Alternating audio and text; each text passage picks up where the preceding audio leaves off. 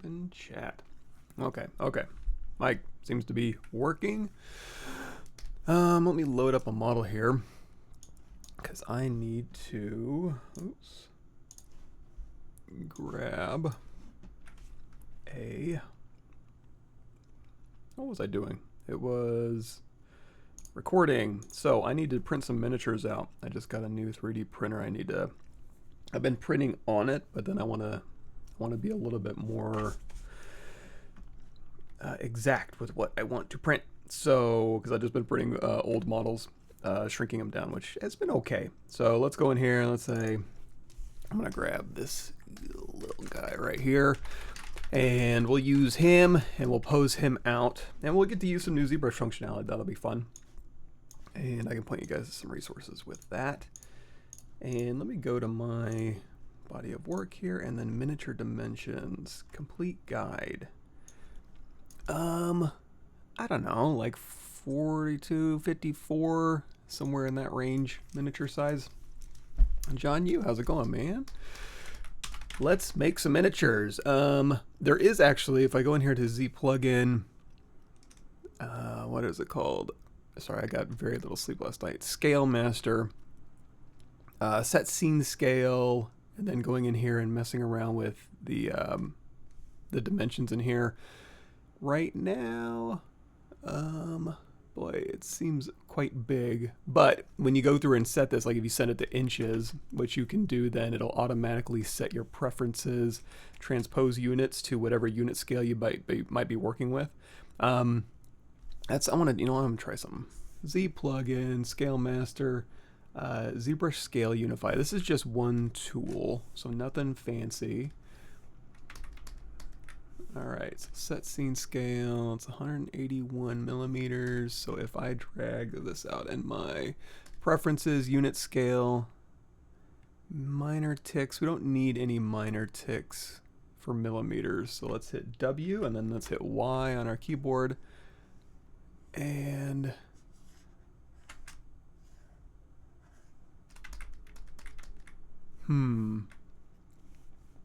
maybe not. Let me see. Preferences, minor ticks. Let's put that back to 10 because I would assume this would mean we ain't getting nothing. If I append a cube, this should be 2 units.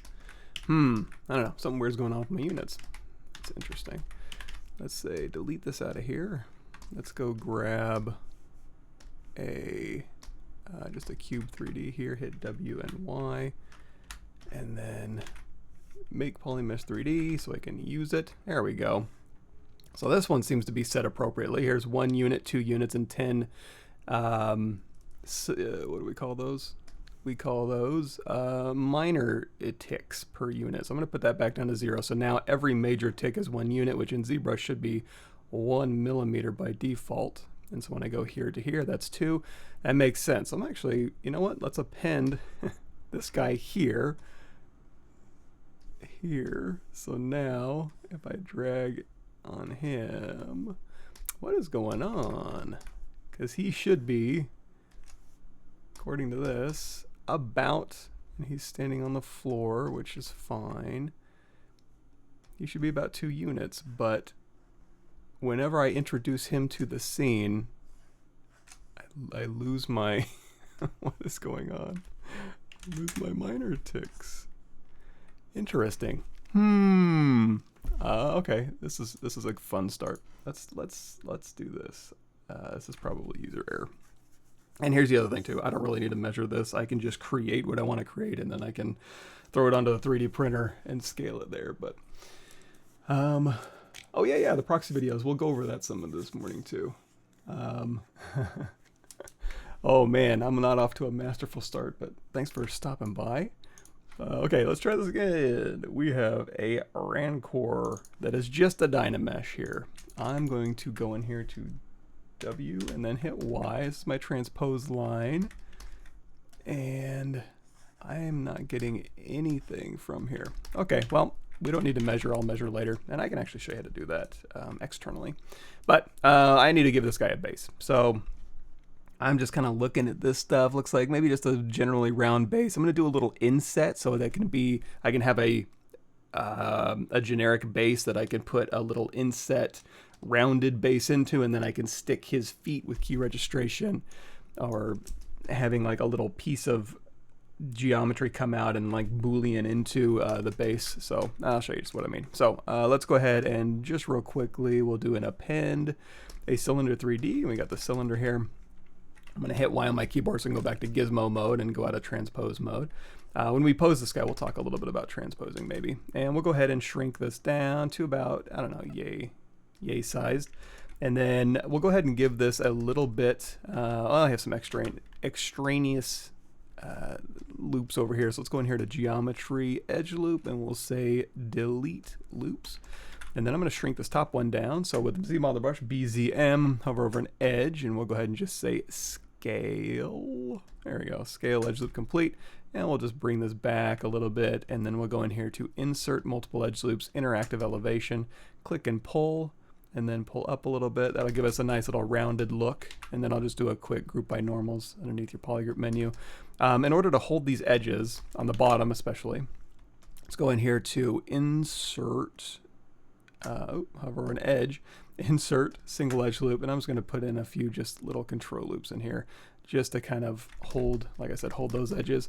On the top here, I'm going to do an inset, so we'll do hover over face, inset polygroup all legacy, excuse me, and I'm just going to tap Alt just to make sure we're getting new polygroups. So I'm going to say, okay, this little top base here, maybe it goes in about, it looks a little far, maybe it goes in about here, and then you know what, let's do, just so it's easy when I bring in my base and I want to push it down in there, or maybe I shouldn't. Think. My gut's telling me if we do another slight inset, and then we do a Q-mesh, polygroup all, and then just hold down shift as you pull this down, that'll give it a little bit of just kind of it opens up and it'll release a little bit better. If I was going to bake this into a normal map, I'd do that just to get a little bit more meat on that distance there, so it would read better on a map. But since we're just doing this for modeling and printing, I don't know that I really have to do that. I could probably put that straight down. Let's do that for now. I can always change it later. So we're going to say Q-mesh polygroup all, and instead of doing an inset, I'm just going to pull that straight down about yay big, and then this will just be my generic base. So if I want to, I go in here to crease PG, that's under your geometry crease menu, crease PG, and then I can go in here, I'll do it over here, dynamic, crease level of 2, smooth so div of 3, that'll give me a nice little fall off, and then we have just a nice little generic base. Now we are getting, if you get any scalloping in here, anything you need to go through here and say like do an inset polygroup all legacy and just kind of pull in edge loops, or again go in here to insert single edge loop and just put in some control loops. You can do Shift D to turn off your dynamic if you want. So I think that'll be fine. Okay, so we have D for dynamic to turn it on, and then Shift D to turn it off. And then if I want to put my little, so here's my rounded base, and then I want to put like a little base to put his feet into, stick his feet into. We can do that, and I'm just going to steal this geometry. I can go through here if you wanted to. You could say hover over this and say, again, back to our hover over face, Q-mesh, polygroup all, and then you can just pull on this and hold down Control, and that'll pop this out, and then you can go through here. Let's do polygroup island instead of polygroup all, so we can tap Alt, give it a new polygroup, so we can just do that. However, I kind of want it down in this area, so what I'm going to do instead is just duplicate this off, Control Shift tap that polygroup, geometry modified topology, delete hidden, and then we'll go in here and we'll say insert single edge loop, hold down Alt, and then Q-mesh polygroup island up, and let's take a look at this. So right now, if let's tap D to get a nice smooth result, and then again tap D to get a nice smooth result, and we'll crease PG there. Right now this is going to be flush, so we want to give ourselves a little wiggle room here. So I'm going to go through here and say Q-mesh polygroup island. Actually, let's do two things first. I'm going to do again, hover over an edge, insert single edge loop. We're going to give ourselves a few control loops here, and then on the top here I'm going to actually delete this polygroup. So Control Shift tap that polygroup, Control Shift drag to invert that selection, geometry modified topology, delete hidden. hover over an edge, close, convex hole, click and pull, and we'll just kind of round out just a little rounded top. You can put as much geometry on there as you want.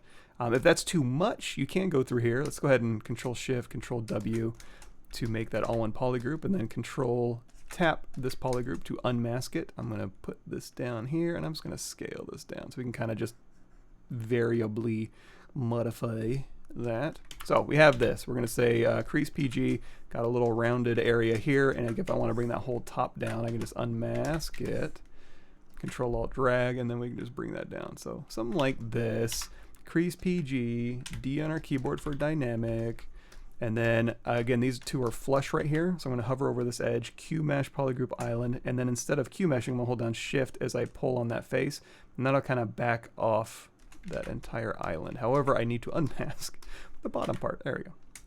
There you go. So I can actually just kind of pull this in a little bit. Doesn't need to be much probably, but I mean, we're working pretty small. That's another thing I need to keep in mind, is that I'm making like all these little tiny adjustments, and this is like, you know, a fraction of a millimeter there. So, you know, error on the side of maybe too much.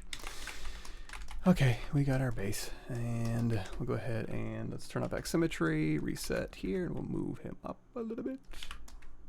I assume that's a male Rancor, I really don't know. And then let's go ahead and, so let's talk about Proxy Pose and scaling and how we can use that to add contrast to our models. Cool, good morning everybody. FBX files changing their Y position after importing exporting ZBrush. There's something I might be missing. There is, if you wanna, there's one troubleshooting thing you can do when you're exporting anything out of ZBrush, but is to create your own bounding box. FBXs should do that for you and keep it pretty consistent, but if you are, I'm not gonna say this is gonna fix it, but if you're getting some weird stuff going on with your position, when you leave a ZBrush and then you go into another program and it's fine, and then you bring it back in and it's offset a certain distance, sometimes things just get in a bad state. But one thing you can try to do is you can go in here to append a cube, for example, and then just make this cube the biggest thing in your scene. And to play it extra safe, what I like to do is hold down Shift, bent arrow, shoot it up to the top, and then just basically what you're doing is creating your own bounding box. And make sure it's across the x-axis, like perfectly symmetrical. Go in here, geometry, modify topology, mirror and weld on this big box that covers everything, just to ensure that, number one, it's symmetrical across the x-axis, it's covering or encapsulating everything in your scene. And then when you go in here and you say export, and you choose FBX, let's see, we'll start us on our desktop here. Can I bring this up into view? Crap, hold on.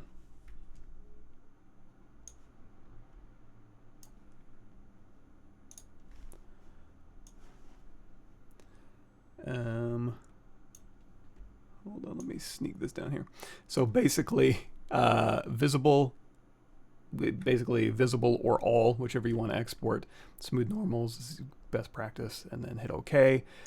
And then we'll hit OK. And what that's going to do is it's going to export everything in your scene, but it's going to use this as your, for sure, static bounding box. And hopefully that'll maintain its position in between programs. I'm not going to say it's for sure, just to kind of keep things hopefully good. Oh, waiting for options to finish.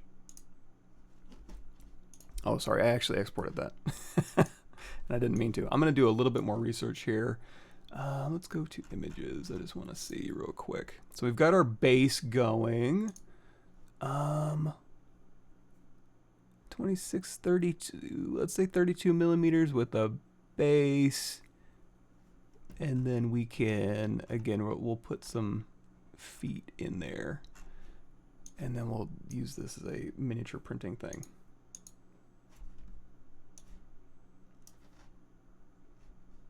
And I hope my computer didn't get in a bad state. It was booting up a little bit slowly, so I hope I'm not in like a weird, see, performance. Everything looks fine. It's not really doing much. Okay. Okay, so anyway, we have this, and so we're gonna get rid of this cube here. And okay, So we want to pose this guy. You know what? For a miniature, depending on what scale we're printing at, that might actually not be too bad. It's not that great. Let me bring in some reference here. Let's go to everything. This is how I find all the files on my computer now. Let's see, open path, reference. So we got this reference here from Book of Boba Fett, I believe. Let's leave that up. Any full body ref? Ooh, there's some good back reference here. And is there one from the original? There we go. Here's the original. Oh, look at that grain. Okay, so I'm just gonna have this stuff up here. Actually, I might even have one. Hold on just a second. Let me launch a program. I'm gonna launch Quadro. More, run as administrator. Yes. And then I'm just gonna load up. Let me see if I have one here.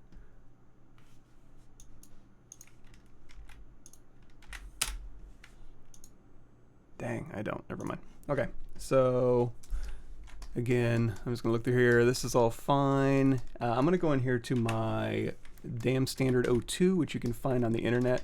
I'm gonna put just a few more lines in here. I can detail up after I pose, and there might be some instances where, like, if an arm is bending a certain way, or if it's clothing or something. Oh, we could put clothing on this guy. That would be something I would do after posing, obviously, because a pose is gonna determine so much about, you know, the musculature and the cloth and stuff like that. But if he's the way this guy tends to move is pretty. He's not doing any dramatic Superman pose type thing, so I don't know that it'll be a huge deal, but we'll see. We have X. Oh, we don't have X. Oh, we do have X symmetry turned on, and this is just remember, this is just a Dynamesh. There is no subdivision history on here, and everything's all one piece of geometry. So really, really simple to move, which will actually come in handy when we go and do our final stuff. So here's a nice little flappa. What would this be called? Is like a pectoralis major skin flap a little bit here. And I'm not going to do any major detailing, just kind of generally looking at his neck and lumps. Let's go to the back here. Looks like he's got some cool leg lumps that go along here. So I'm just going to kind of use my standard brush, just kind of pull along here to kind of raise that up. And now this is interesting. So normally if I'm doing like this is getting into like the territory of I'm doing a high-res sculpt in Dynamesh, but I'm not going to do anything crazy like BSH and then turn on Sculptris Pro maybe and just kind of tessellate out some crazy stuff. Or if I'm not even doing that, if I'm just going in here to like my move brush and just moving this stuff out, I'm not going to be stressing this geometry that much at this point. So people ask me sometimes like, well, when do you know like when you're going to go into like real detail mode and start detailing the hell out of something? Usually right about here. You know, I'm not doing it. All my primary and secondary forms are dialed in. I'm just kind of going in and doing a lot of tertiary forms and like eye bag wrinkles and little bumps and lumps on them that aren't going to really break the silhouette or really stress the geometry is what's the determining factor there. So if I'm done doing that, at this point, what I would normally do, let's go ahead into my standard brush. I'm going to crank up my lazy radius. That's underneath your stroke menu, lazy mouse. The lazy radius is set to 1 by default on your standard brush. The only problem with that is you can't put in bumps. You got to kind of click and drag. So to get around that, go into stroke.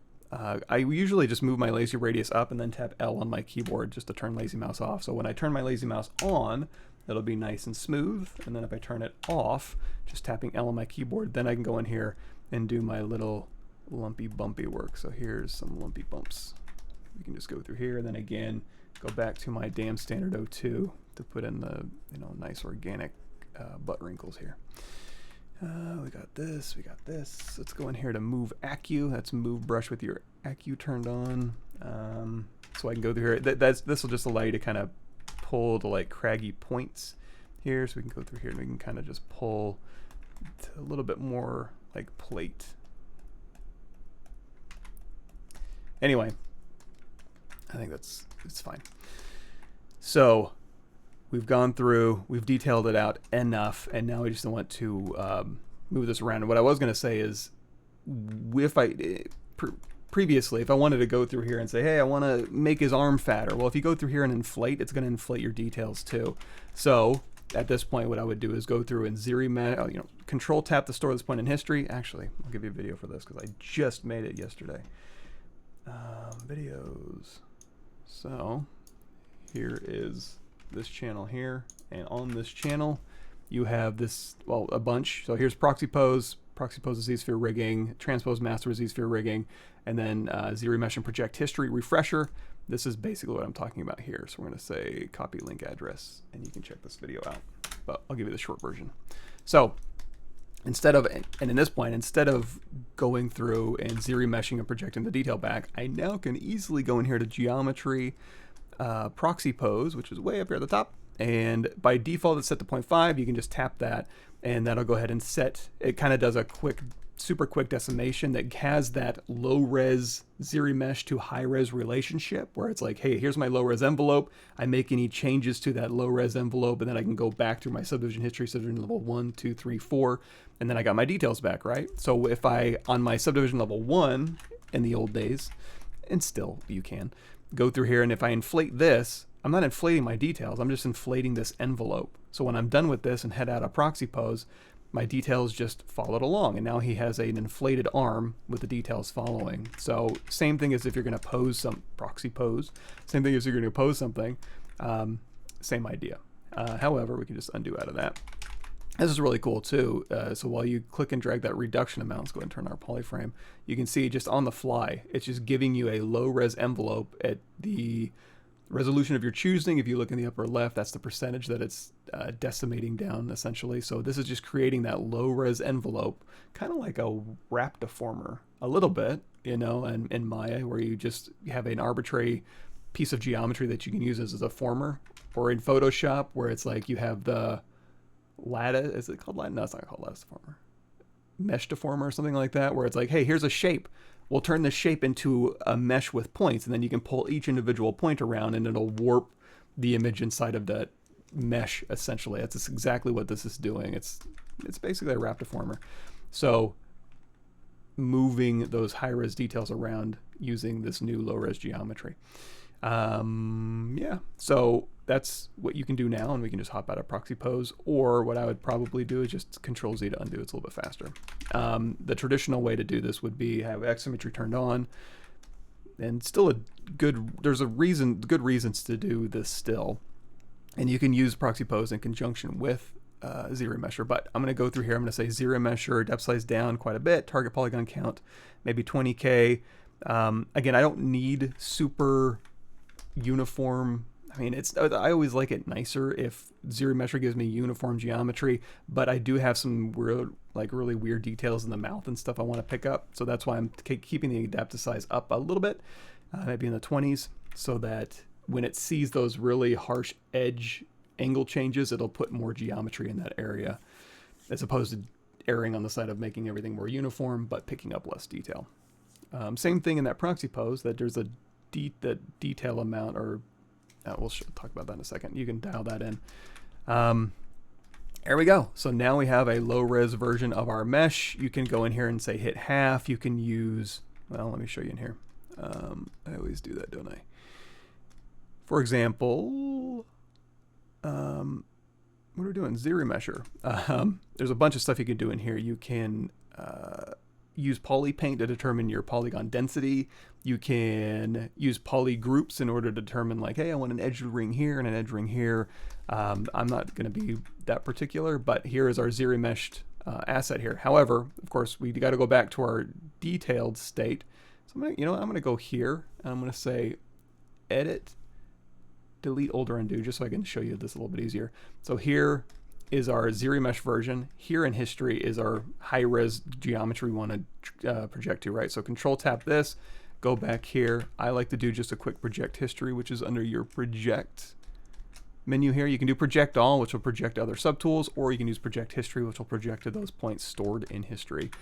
So we projected, we can hit Control D to subdivide, and then we can project history again, Control D to subdivide. So now we're back up to about what we had before with our Dynamesh, and then project history. So just like Proxy Pose, if I go down here and say, okay, subdivision level 1, now we have something low res. It's not as low res as the Proxy Pose we were using, but now I can go through here and I can move around this big envelope of geometry here, our low res envelope, and then if I go back up in my subdivision history, my details will follow along.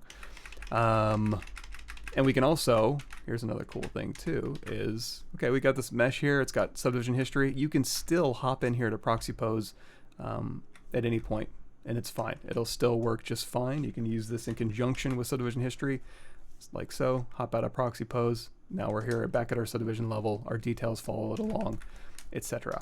One thing for miniatures that I find highly interesting is, for example, oh, here's another cool thing. If you go down to subdivision level 1, again, you can pose and you can send things over to Transpose Master. You can also do that with Proxy Pose with all your subtools. But another cool thing is now we can go in here to like Z plugin, because I would never try to UV 620,000 points. What I would do is have a low res sub D1 that I would go in here and say, okay, UV master, we want to, symmetry's fine, we don't have any polygroups. We can just hit unwrap. And so I can unwrap this low res envelope, no problem. And then I can have those UVs be applied to my high res mesh. So instead of trying to UV, 500,000 polygons, you can just do it to your low res envelope and then propagate those UVs up to your high res. If this will finish, it is kind of a complex object, and I didn't give it any help with polygroups or anything. So now we can go in here and we can hit flatten. Oops. Did I just unwrap this? Let me see. Work on clone is what I want to do. There we go. Unwrap. Beep, boop, beep. And like I said, you could go through here and make selections and put, arms and legs into their own polygroup and all that good stuff. And another thing I can tell you about, this is another 2023 previous release, is if you go over here to your UV section, you can actually use creased edges as your UV cuts. So UV map, crease seams. You can go through there and do that. So anyway, we have this object here. It's got UVs. So we can say copy these UVs and then go back to our working model here. And then we can say paste UVs. And now we have UVs and high-res geometry. Hooray! But for performance purposes, I don't want UVs. So I'm going to go down here to UV map and I'm going to say delete UV, because that basically, it more than doubles my effective memory footprint for my polygons. So what were we talking about? Oh yeah, we have this and we have Proxy Pose, and we were going to, so for miniatures, and this, I want to do this on my other thing I printed. So one cool thing you can do, or one thing to keep in mind, I suppose, is let's say we want to go into Proxy Pose. And you know what? Is the same true for, so here's sub D level 1. Let's do a test. I'm going to go through here and I'm going to say mask this arm. Let's get rid of that base. I'm just gonna see. So if we take a piece of geometry, and I'm gonna control tap to give that a nice feather, and control tap to invert that, and we're gonna go through here, and I'm gonna scale. We're gonna give him some little T-Rex arms. Let's turn on dynamic and turn the dynamic off so it's not Gizmo based. And we're gonna shrink his arms down, and then I'm gonna go to his leg here. I've never actually noticed this because I've never done any major proportional changes, but so we got our envelope here, and I've gone through and I've made some big proportional changes with our details, with our low res envelope, and then I'm going to go up here to subdivision level 3. Yeah, okay. So you can see when we moved this, when we made this geometry smaller, it has more pronounced detail, and then when we made this proportionally larger, since it's over a larger surface area, the detail looks a little softer. But I want to say in Proxy Pose it's even more pronounced. Let's see. So for example, instead of using our subdivision history, we're just going to hop right here into Proxy Pose. 0.5 is fine. Oh, here's your keep details. If you crank this up, it gathers decimated geometry around, again, those big angle changes. I haven't really found much of a use for it, but it's there if you need it. Same thing with polish. So we'll head into Proxy Pose here. So now with Proxy Pose, if I go through and I say, okay, let's make this arm bigger. are smaller. And again, dynamics on, so we can scale on their local axis. And in here, I'm just doing a quick test here, sorry. Hop out of Proxy Pose.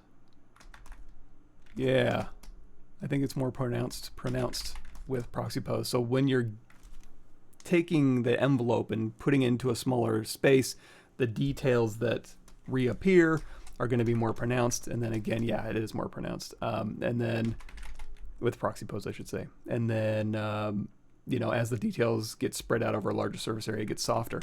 So let's use that to our advantage for miniatures. So when we shrink this down, he's not super detailed. Let me just undo out of this state, sorry. You know, like from back here, he's pretty detailed, but again, you got to remember, like if I'm going to be seeing this guy on my desktop or my tabletop, you know, I'm going to be seeing him from here, and that's about as detailed as I need him, right? However, if I'm going to be holding it up to my eyeball, you know, maybe it'll end up looking like this, and you'll see it's not really that detailed. But what we can do is if we want to, since we're going to be printing at such a small scale, we want to make sure whatever detail we have on here is more pronounced than we maybe think it should be. Another thing too is distribution of detail. You know, if I was really sculpting at scale, I'd probably pay more attention to like how many, maybe I'd decrease the number of little steps on his tail here and these bumps here and the wrinkles, just so I can have fewer wrinkles but more pronounced wrinkles that'll read better again as a tiny little object. But I'm not that smart right now, so we're just going to keep rolling with what we got. So now let's do a test. I'm going to take this object here. I'm going to say go into geometry, Proxy Pose, and I'm just going to do a uniform scale. So I'm going to go out of X Symmetry, go to Unmatched Mesh Center, turn X back on, and we're just going to scale the entire thing down quite a bit. And then we're going to hop out of Proxy Pose, and that'll overcrank my detail. So now I've got more contrasting details. You might be saying, well, of course, Mike, but you can also go down here to deformation, and there is a deformation contrast. So you can crank that up, and that'll also overcrank your detail. There's also contrast brushes, B, C, O, 0 and 1, contrast delta and contrast target. Contrast delta is basically, I think you can just keep brushing on the same area and it'll just getting more and more contrasty. Contrast target goes to a specified intensity amount, I believe. So now we can just go through here, and if you want to enhance any areas, you can go through and just kind of use this brush to kind of pump up the jam in a few areas, a few key areas here to make sure that it really, really reads nicely. So anyway, a couple different ways and methods you could do to increase that. And then of course, I want to scale him back up just at the high res. And so now we've got more detail, more contrast, and now we want to pose. We can pose in subdivision level 1 because we have it. If we didn't have that, no problem, because again, we can go in here to Proxy Pose. Anyway, let me get a drink. Oh my gosh, I'll get cut up.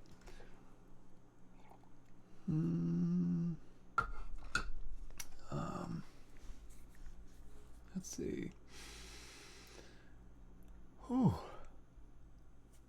Scaling everything. This person is out of scale. That a problem. You know how to solve this. Yeah. So ZBrush scale. It's basically right here under Scale Master. ZBrush scale is it's a generic scale. It's a unit scale, and specifically, it's a millimeter scale. So if you're modeling in centimeters in another program and you bring it into ZBrush, when you bring it into ZBrush, it's going to read that as a generic unit. So all you got to do is say set scene scale and switch it from millimeters to centimeters, and that'll go ahead and update it.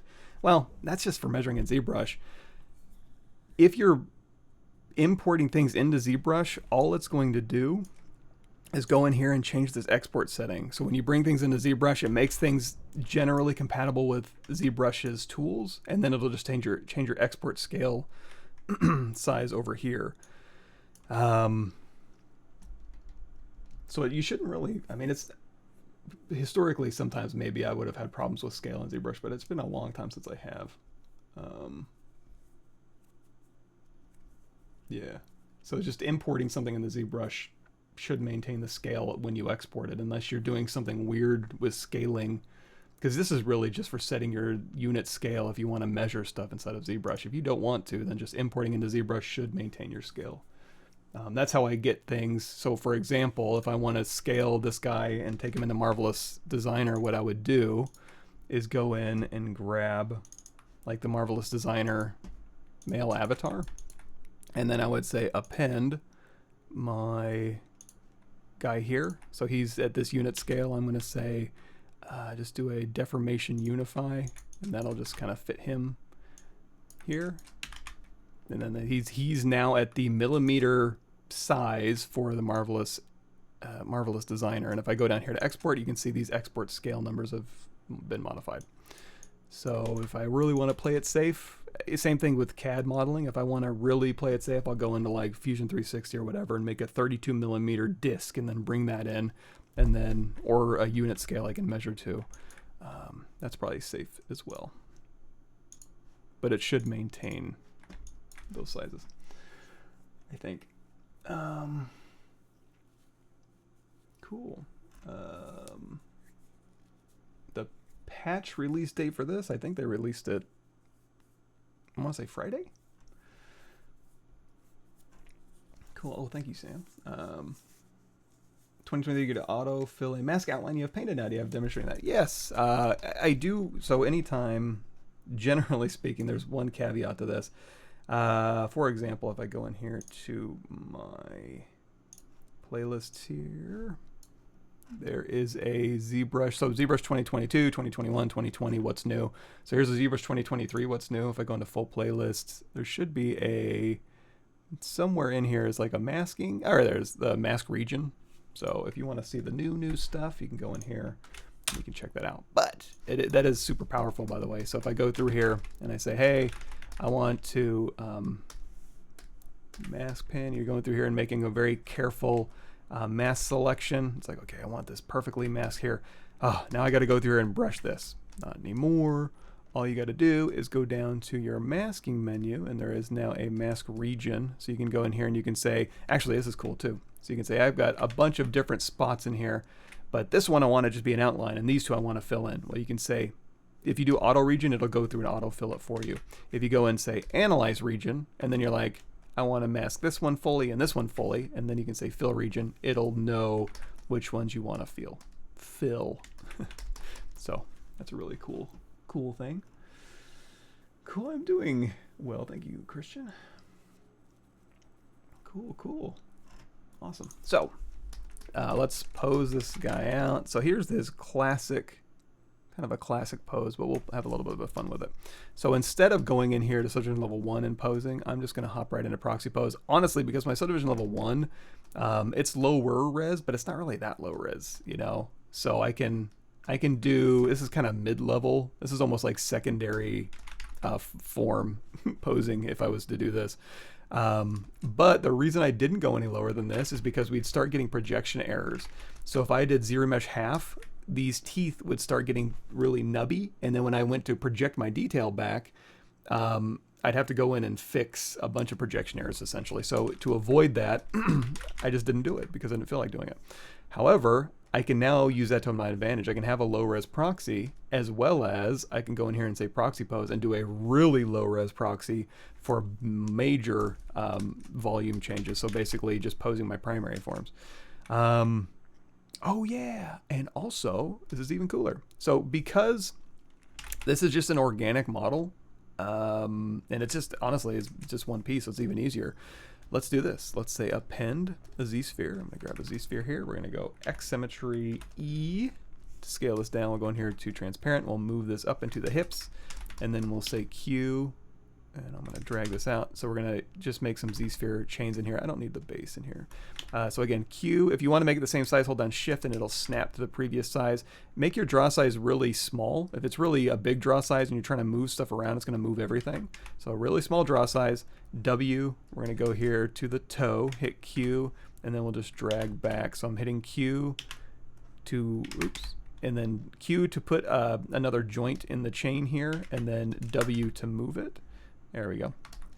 And then generally speaking, just like if you're doing rigging in another program, you would probably want to have this generally center mass. There's always caveats to every rule, but I think that would work best in this case here. So we're just kind of moving everything, all these little bone positions into center mass here. Let's go ahead and make this so we can see a little bit better for you on the video.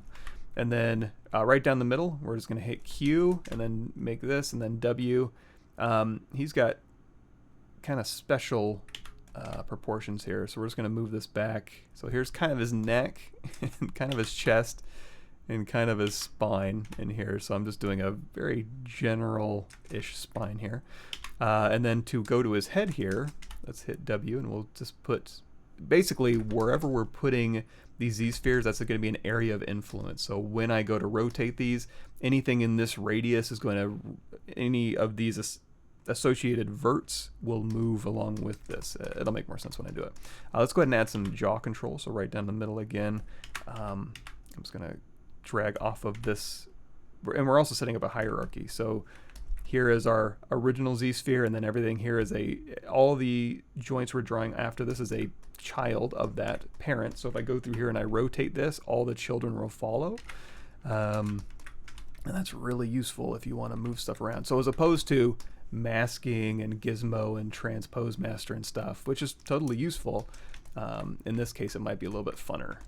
So let's find the top of basically the top of the rib cage here, and I'm gonna go let's put in a clavicle control. So we'll kind of put in, boy, he's got some special geometry, or some anatomy I should say, and then clavicle, and then back here to a shoulder joint here, and then again all the way down we'll go to the wrist here. Yeah, Q, W. All right, so we've got our little bones in place, and you know, he's only got 3 fingers, so let's do this.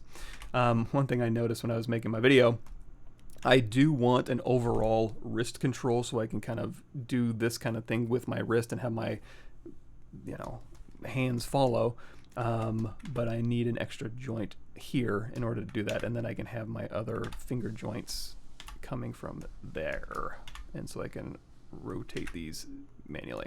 Now you may be saying, well, hey, you're not holding down shift to make these all the same size. It's not a big deal. You can always at any time go in here to stroke curves helper and say scale Z-spheres to draw size, and then I'll go ahead and let's make these a little bigger. Make your draw size whatever size, and then scale them to whatever uniform size you want. So no biggie.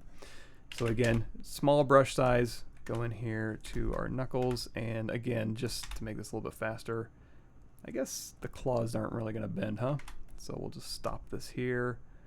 That should be about right. We got a knuckle joint, and then on this one too, we're going to go to the very end, and then hit Q, and then W to move it into place. And if you want to, I think if you turn off Ghost, and then you go through here and you draw, for example, it'll actually snap to the surface of the mesh. So you can just go through here and hit Q, and then hit Q. So if that's any easier for you, go for it. And then this pinky, that's whatever. All right, all right.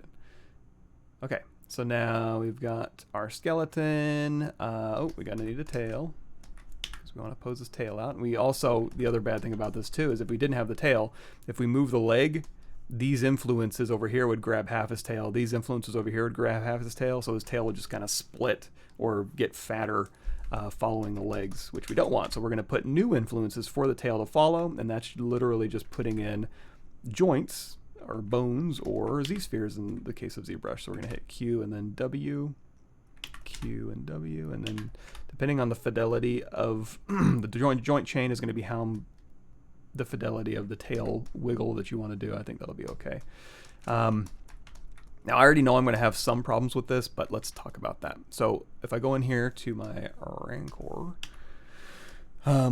we have this mesh and we have Proxy Pose. So this, again, we can't go through and change any of this geometry, because this geometry, just like a sub-D level 1 within its relationship with a sub-D level 4, you can't make changes to sub-D level 1 and still maintain that relationship. The vert order cannot change. So if I was to go through here and say, hey, I want to slice through here and make some new geometry, I go in here with my Z-modeler brush and insert an edge loop or something, I can't, because that vert order has to be maintained in order to maintain that relationship with the high res. But there's ways around that in subdivision history. If you go to that video I linked earlier, you can freeze subdivisions, or you can use Go Z, or you can modify the low res and then reproject your details back to the high res, which is essentially what freeze subdivision is doing. But we'll ignore that for now. So here we have Proxy Pose. However, I want to use my Z-spheres for this. So if I go down to my Z-sphere and I'm like, okay, let me grab that Proxy Pose. So Z-spheres, rigging, select my mesh. I can't see it. I have an old mesh sitting out here that we were using for, this is our clone for our UVs, but we don't have our Proxy Pose. So I'm going to go up here to our Proxy Pose mesh. I'm going to say make polymesh 3D. That'll just make a duplicate out here. It's not a Proxy Pose, it's just the geometry. But most importantly, this vert order did not change. So now what I can do is then go back to this subtool stack, go to my Z-sphere. We can say rigging, select mesh, there it is. We can grab that mesh. So now, let's go ahead and turn off our original Proxy Pose mesh. So now we have our ZSphere Rig associated with this geometry. So if we go in here to bind mesh, now we can go through here and we can hit R for rotate. And that's probably like an FK solution. You can go through here and just kind of rotate your joints around. It will let you, if you want to, you can hit W and you can grab individual joints if you want to do major proportional changes. If you hit W and move the bone, that'll actually move the child-parent relationships. But that's actually not too terrible to use. It actually does a really cool, again, just kind of it's moving down the joint chain, so that's okay. E is scale. That's going to do major proportional changes here. So again, might be iffy. So we'll just stick to rotates for now. So rotating my arms up, you're going to see it's going to grab a lot of his lats. And if I move his chest in here, there's not a lot of volume preservation or control that we have in here. If we move his leg up, his tail's not going to follow, but his butt kind of just loses all of its volume there. So if we want to fix that, we can go out of bind mesh here, and essentially what we need to do is add more influences. So let's hit Q to go back into draw mode. And again, these are child-parent relationships. So the parent of the rib cage volume preservation that I want to create is our spine. So again, if I want to preserve our rib cage a little bit, I'm going to come off the spine here. And in fact, I can even put, here's a Z-sphere back here to kind of preserve his lats. So his arm will move with this Z-sphere, and in fact I can even go in here and reposition if I want. So this, and don't worry about the scale, it's about the position of the Z-spheres, not the scale that's going to affect the influence, I don't believe. But anyway, here's my lat influence that I want to have, and then here is my rib cage influence, and I'm going to use these to preserve volume. And actually you can use these as sculpting tools if you want to. Sorry this is getting a little abstract, but it'll make more sense when I start moving stuff around. So here we'll use this for belly preservation. We'll use one back here for butt preservation. And again, it's kind of a sculpting tool. So now this will follow. If I go through here and I rotate this joint, you're going to see this is a child of this. So it'll follow it along. It'll also influence this area, and everybody's happy. So yay. Okay, so now we'll bind our mesh again, and then we'll do another test. So now when I rotate, it's not going to pull his lats along because his lats are over here. But now when I go through and rotate his chest back and back, all of these children, all of these influences will pull that geometry back along with it and allow those volumes to kind of do their job. Other cool thing is if I rotate this leg forward, you're going to see the butt kind of, in this case, when I rotate the leg, this kind of stays back with the hips because it's really a child of the hips more than it is the upper leg.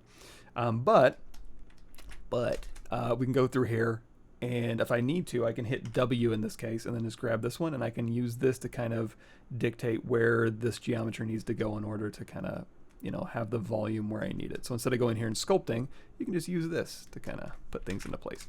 Let's go out of bind mesh to go back to our bind pose. So I think this will work okay. Let's go back into bind. One thing I do want to check though is that neck. I didn't leave a whole lot of neck control in here. So if I want to rotate his head down, it'll rotate his head, but it's actually going to close his mouth because I have a control here for his lower jaw. So let's fix that. I'm going to move, let's go out of bind mesh. W, I'm going to move this forward here. I'm going to hit Q and give myself just a little bit of neck rotation control right in here. Okay. Now, bind mesh. Now, rotate I can look up, I can look down, and then I can... Cool. Oh, another thing too is we're talking about, the wrist is a good example of this. We can go through and we can rotate our wrists. You know, I'm grabbing the bone in between and I can just kind of rotate our wrist down. However, I can also go grab the individual joint and I can rotate down the long axis and kind of twist. Look at that. That's a nice twist. And if you want, you can actually go in here. This is kind of a rigging thing too. You can put a little twist bone in here. So when you go and rotate, you have a, oops. Go out of bind mesh if you're making changes, right? Q, and then bind your mesh again. And then now you can go through here and you can have a little more forearm or twist control. So instead of going in here and making like an ulna and a radius and having bones overlap, you can just put a little extra twist control down the axis in this direction to give you a little more twisty influence in that area. Does that all make sense?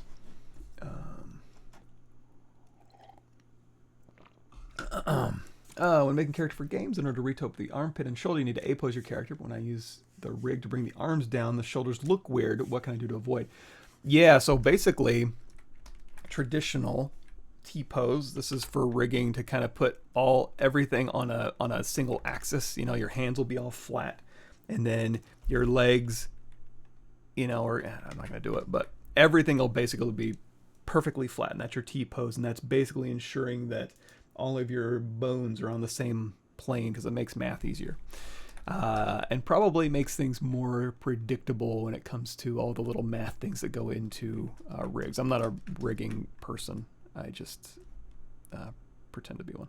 So that would be like my T-pose, right? The problem with T-poses is, generally speaking, you know, when you're just kind of, depending on the game you're making and the characters, but if you're not making like a Spider-Man game and you're just making like Red Dead Redemption or a Grand Theft Auto where people are just generally walking around 99% of the time,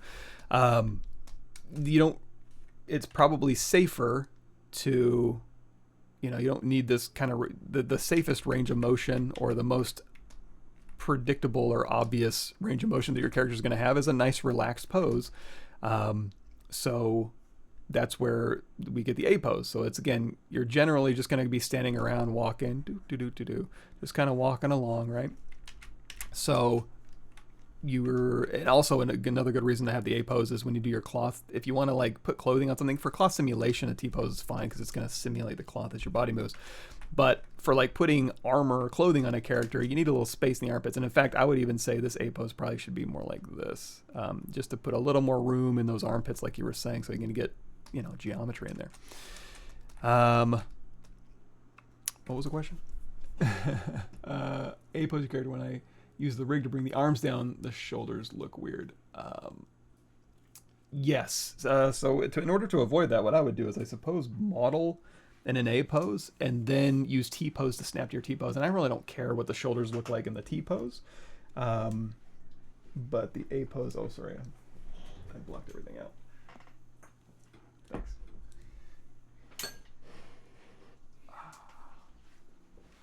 Sorry, coffee delivery. So what I would do is basically I would model in this pose. And then when it snaps to the T pose for my rigging purposes, then I really don't care what the shoulders look like. But this will give you the most neutral-ish pose for your body. So you can go through there and then retopologize. Although if we're talking about retopologizing for a pose, what you might consider, I don't know how common this would be anymore, but doing an extreme pose. Like, what's the most extreme pose your character is going to be in, and then retopologize to that, because then you know when you hit your extremes, you'll have all the geometry you need. You're not guessing, you know, because if you do a neutral topology pose, and then you go in later, you know, 3 months later, go and do a really extreme pose, you're going to be like, oh crap, I got to add a ton of edge loops to hit this extreme pose. So, you know, you might back yourself in the corner there. I don't know how often that really comes up. It doesn't really come up that much in video games, but yes, animating with ZBrush. Proxy Pose work with one subtool at a time. Yes, but you can proxy pose multiple subtools if you want. So like if you wanted to, and we did this in the videos too, if you're just joining us, ZBrush 2023, what's new? These last couple videos here. Oh, wait. We're missing one. Give me a sec. Transpose Master with ZSphere Rigging. Project history. Edit video. This one needs to go to ZBrush 2023. What's new? Done. Save. Okay. So down here, Transpose Master. That's a refresher. Transpose Master with ZSphere Rigging. I talk about it. You know what? I talk about it in all of these, but essentially you would just proxy pose every subtool that gives you your low res proxy. Then you can throw it in the Transpose Master and do that. So anyway, here's a copy, paste.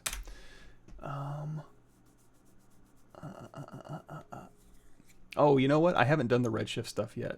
I had when I do the redshift, the background disappears, and I was recording, and I was like, I found a workaround that you could actually go in here to the projects.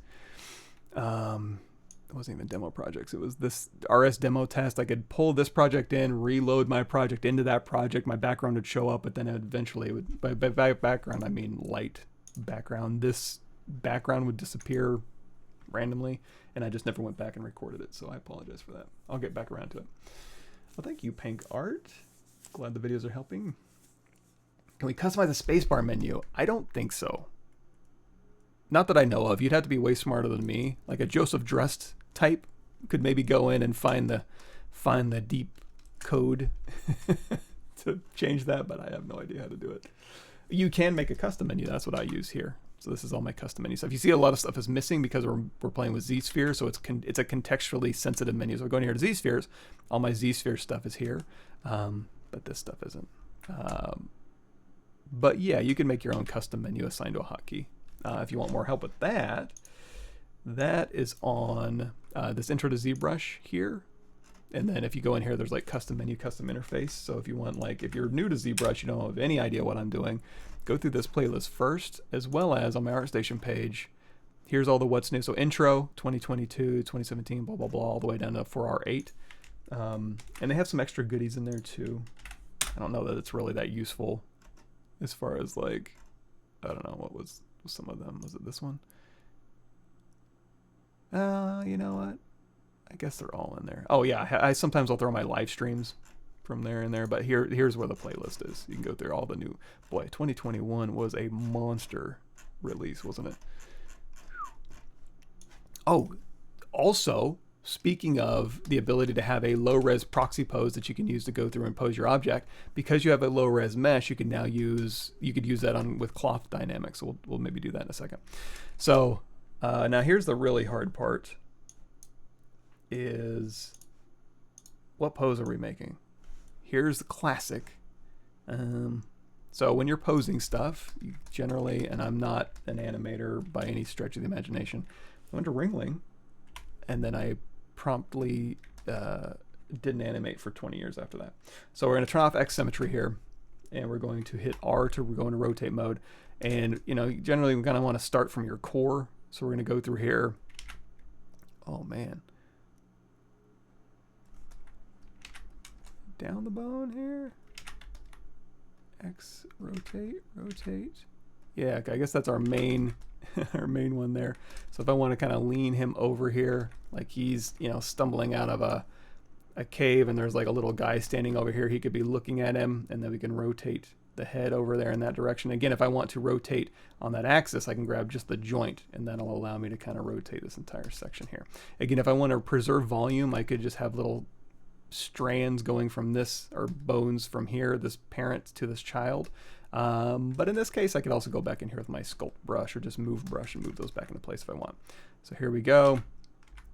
And again, we're just kind of rotating down here so we can give him a little menacing look here. And if I want to close his mouth, I can just rotate this back up, you know, so it kind of depends on what you're going for. I'm going to say open.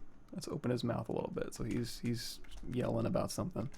So he's looking down in this direction, and maybe he needs to like give himself a little bit more of a stable thing because he's actually scared because he's stepping on he doesn't want to step on a mouse, or maybe he does want to step on something. He actually looks, this is kind of looks scared to me for some reason. So let's rotate down the axis here. And we'll just keep lifting his leg up here. And when these guys are moving around, even in the Book of Boba Fett, they didn't, I don't know, they weren't like ultra dynamic. They weren't like parkouring around. They were kind of lumbering giants, right? So I don't want to get too crazy with his pose because it'd be a little bit out of character. And in fact, even this is kind of pushing it for me as far as like how far you would ever see a Rancor lift his leg up. And then this, I don't know. I don't really know what we're making, but we go ahead and, so here we have shoulder and clavicle control. So I can go through here and I can kind of pull that whole shoulder and scapula, basically the shoulder girdle back. And then I have a little bit more control with just the shoulder here. And then obviously the arm. And again, always remember you can bring in little child helpers in here if you'd like, but, and yeah, we are getting a little bit pinched here a little bit. So let's go ahead and pull this down. So clavicle up, shoulder down, and then shoulder back, and then arm back here. We'll bring this wrist in here, and then the fingers out. So we'll say, yeah, give us a nice little, oh, and if you want, also I'd turn this off, but maybe it's a better artist, I'd leave it on. So here's our thumbnail here. So you can use this.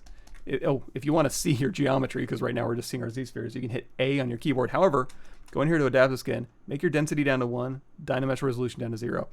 If your Dynamesh resolution is up, it's just going to Dynamesh resulting Adaptive Skin preview, and then your density is just going to subdivide it, which we don't need. So if I want to see my Proxy Pose geometry, just hit A on your keyboard, and then you can see your silhouette update. So there you go. And then this one here, just really quick. Again, this will be fun to print, I suppose. But again, yeah, you know what? I think it should be fine. So here, and we'll go ahead and maybe rotate this arm in a little bit and up. All right, so he sees something down here he either wants to kill or he's really afraid of. I'm getting more of a fear vibe from this. Maybe he wants to turn his foot in so he doesn't step on. I'm gonna model a little mouse and put it down there. So now we have our scaredy cat Rancor here, and just because again, if we hit the A key, you know, we want to keep that silhouette nice and clear here, so maybe we'll move the hand up so we can read that here. And then finger poses are the funnest, and now because we have the hands are so simple, it was pretty easy to go through here and kind of just rig these fingers, so we can go through here and make pretty easy changes. Pretty easy. All right, so we've got our pose here. Let's bring his leg in just a little bit more. All right, so if we're done playing around with this, all we have to do is hit, again, A for our adaptive skin. And this skin has the exact same vert order as our proxy pose. Now, this is cool. So if I go here, you know what, if I ever want to go back and do another pose, what I might actually end up doing is I'm going to duplicate this off. So this is a duplicate that has Proxy Pose turned on. I'm going to go back to my original here, go into solo mode. I'm going to just undo back to where I just have my base Rancor. I just like having that around just in case.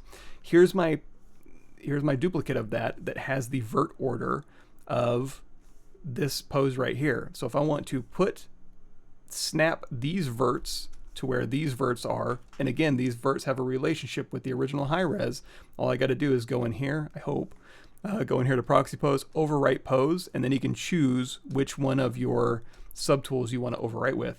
These are grayed out because they're not the same vertex order, but this one isn't. So you can go boop, touch it. And then now if we hop out of Proxy Pose, our high res Dynamesh or our high res geometry from our subdivision history will snap back, and now we have our new Rancor. And then at this point, because I have subdivision history, instead of going through here and trying to do correctives on like a 500,000 polygon Dynamesh, I actually have subdivision history. So in conjunction with Proxy Pose doing a really nice low res envelope, I can go through here and use kind of like a medium res envelope with my subdivision level 1 for my character, and go in here and just kind of, you know, sculpt basically correctives at this point. Let's turn off X symmetry because he's no longer symmetrical, and then I can go through here and we'll use our move brush and just kind of help out, you know, where I didn't have the little helper joints and stuff to preserve volume and stuff. I can just go through here and just kind of modify this just a bit. So here, it's all fine. We'll move this leg out, this foot in a little bit. Oh, I forgot to pose the tail at all. Well, here's an alternative. So if I hit W and then the control drag down the body, it'll follow the geometry. Some geometry better than others depending on how it's set up, and this is all just purely ZRemesh, so it might be having a hard time finding loops, but you can just control drag down the geo. If it's not doing it for you, just go in here to mask lasso, mask here. Here's a trick. So because we're on low res geometry, if I was on high res geometry and I mask through here and I'm like, I want to blur this mask, control tap to blur it, or masking, blur mask, you'll be hitting it all day and it's barely going to blur out at all.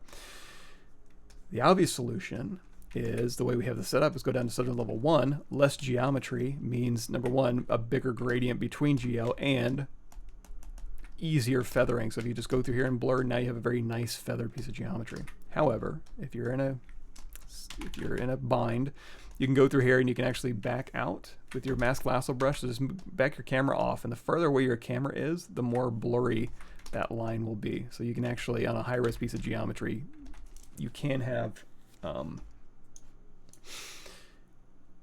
blurred geometry on high res geo. Just making sure okay, that's good. So we got that. Oh yeah, so we're talking about posing. So in this instance, what I would do, you could also hop back into Proxy Pose if you want to, you know, but since we do have subdivision level 1, I think it's easy enough just to go through here and say, you know what, let me just, so his tail, if he's,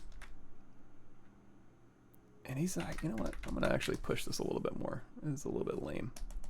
Now that I see it, I'm gonna kind of lean this over a bit, and not saying this is any masterpiece by any stretch of the imagination, but you know what I mean. So here, if he's leaning this way, and then maybe his tail will, I don't know, help balance him out. So we'll try both ways.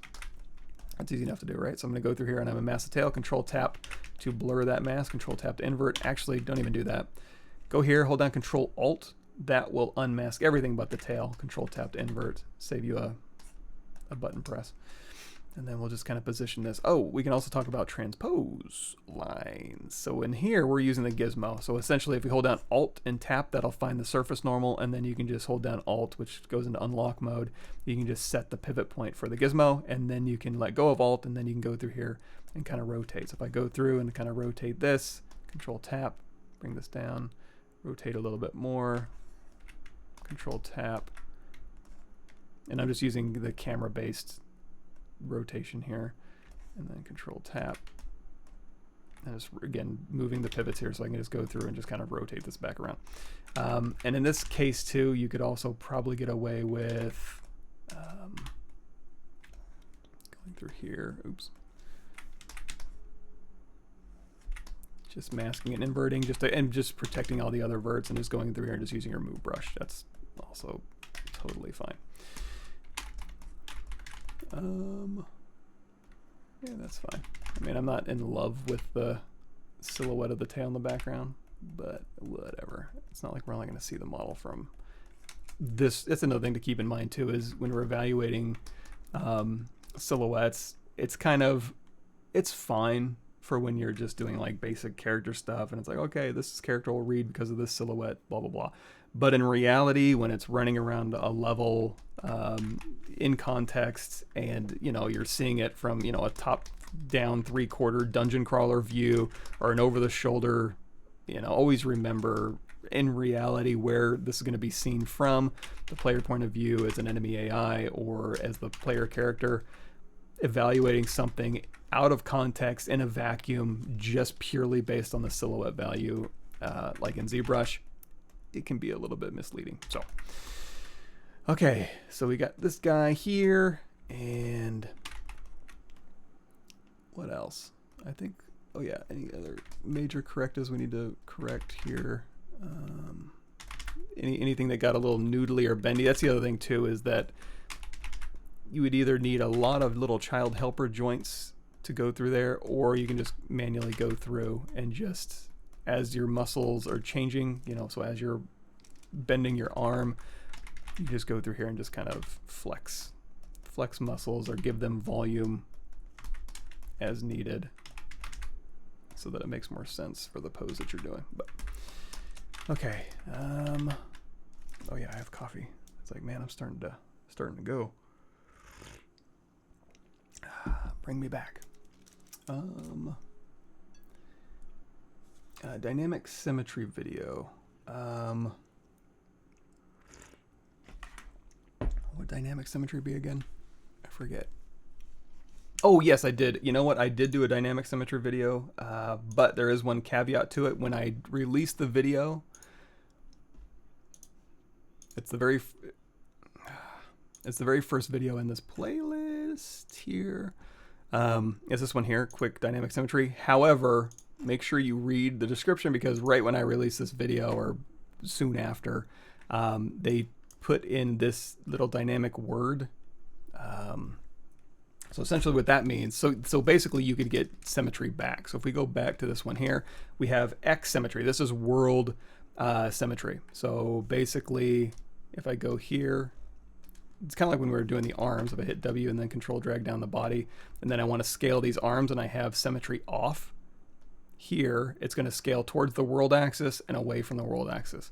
Not great. I want to scale in the local axis. Well, if I turn on symmetry here and dynamics turned on, dynamic means I'm looking at the gizmo to determine my axis of symmetry. So now my Z is this way. It's almost like in Modo, you have an arbitrary work plane that you can set.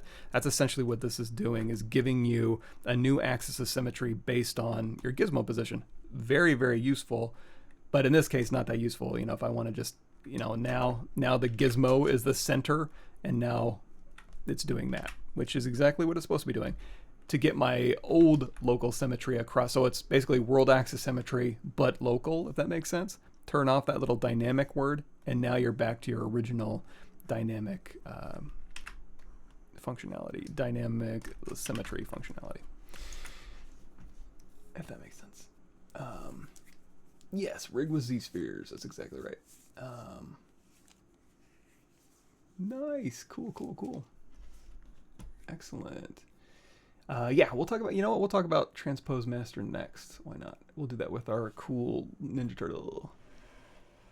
Scroll down.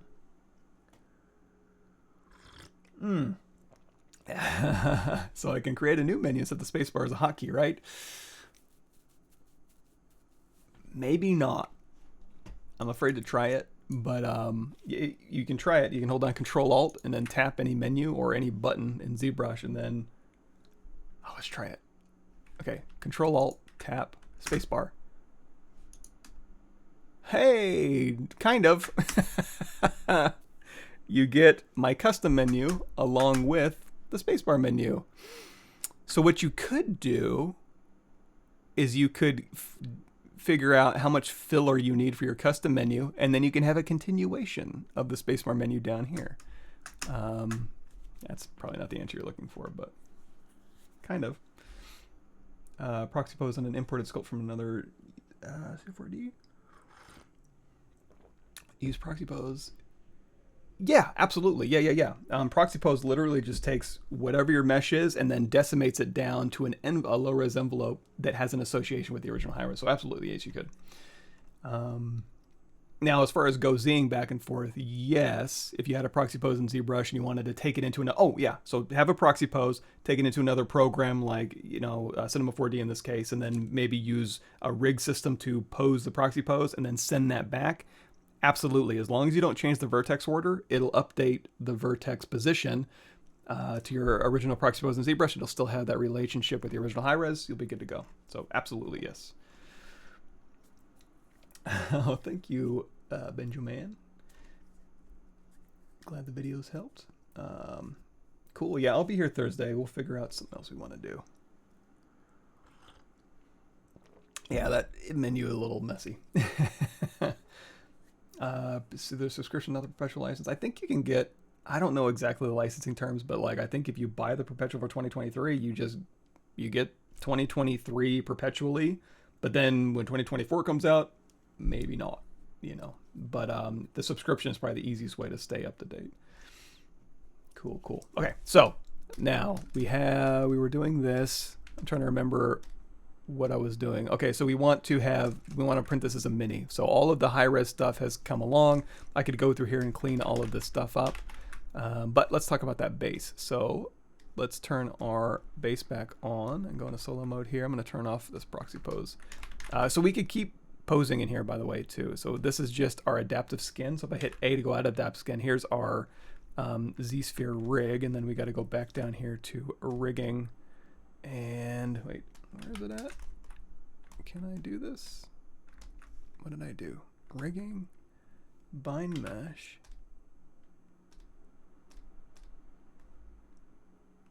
Select mesh. Oh, I'm in solo mode. Yeah, I guess don't be in solo mode. It's not a huge deal. I mean, I lost my original pose, but you know, it is easy to go back. So here I am back in my bind pose, and now I can do more poses. So if I wanted to do like a whole army of Rancor, I could easily go through here and do, you know, a bunch of different poses here. Just to make sure that you understood that. So let's go back here to our high res. So we've got this one here, and we've got our base. So now this is our generic base cylinder. So if I wanted to do an army with different poses, for example, I could have this one here. I'm going to make his foot match that base a little bit better. So again, we'll hop back down to subdivision level 1, blur that out, set our gizmo. Oh, that was another thing I was going to talk about. So for example, if I want to go through here and pose this arm, I can go through and like mask, you know, to the elbow, control tap to invert that, or like we talked about before, control alt drag over the arm here, and then control tap W, set the gizmo where I want to bend, like it's a joint inside the body, right? And then we can go through here and we can bend. However, you're going to see, number one, you're going to lose some volume here. You got to position this really carefully, and you're going to lose volume. An alternative to that is if you want to go, but it's not that bad. You just basically, you know, go through, bend the arm, and then just keep working your way down the chain. I want to bend the wrist, move it down here to bend the wrist, set the joint position, bend the wrist. So it's not the end of the world. An alternative is you'll go a little bit higher. So I'm going to go all the way up to the shoulder here. Control tap to blur that. Really, all we're doing is protecting these verts. We're going to hit W and then Y. And then we're going to go, for example, if I want to bend at the elbow, instead of going from the elbow down with the transpose line and then rotating here, like rotating along an axis, like here's my anchor point, here's my end point, moving these into the bone positions and then rotating like this, which is totally viable too. You can do that. An alternative is to go, I'm going to go from shoulder down to elbow, set the bone positions by grabbing the outer rings. And then if I hold down, I'm in rotate mode. In Gizmo mode, doesn't matter what you hit, you're just going to have move scale and rotate unless you've done something fancy to separate those out. In transpose mode, you definitely need to hit R because we want to be in rotate mode, and then we can hold down Alt, and as we're bending, you're going to see it's going to give you a little bit more, it's going to point that elbow and give you a little more volume preservation in the arm here. So that's another alternative if you want to use transpose lines for posing. Maybe you can use that to your advantage. Anyway, so we've got this here, we've got our foot, we've got our base here, and this is going to be our swappable base. So we're going to say duplicate this off because I want to keep these nice and safe. So I'm going to hold down shift and shoot this to the bottom, tap this one, shift, shoot at the bottom, turn these off, and this is going to be our working base. So I'm going to go ahead and say dynamic is turned on, which is totally fine. We've got our Rancor here, so let's go ahead and do some Boolean work here. So on this, with this base selected, I'm going to go in here to my custom menu, but I'm just going to, it's basically just a cube. Yeah, just a cube. And then we're going to go in here to transparency mode with ghost turned off because we still want to snap to, we'll turn ghost on because we don't want to snap to our Rancor foot. I'm just going to drag a cube onto this little, this base here. Now, problem, Actually, I can just poke all the way through, can't I? This might be semi-problematic. Anyway, so this is actually round. If I go through here and say split mask points and then do Shift D, you'll see, oh, there's my cube. All it had was dynamic turned on. So if you remember, geometry, dynamic subdivision is turned on, and when you turn it on for a cube, it's just going to average the verts down as it subdivides. So that's what the reason you're getting that shape. But now I go in here to move mode. We'll turn Gizmo mode back on. So now I can move this down, and we can use this as a way to create a key at the bottom of the foot that will be attached to the foot. And I'm going to scale this in so it doesn't poke all the way through the base here.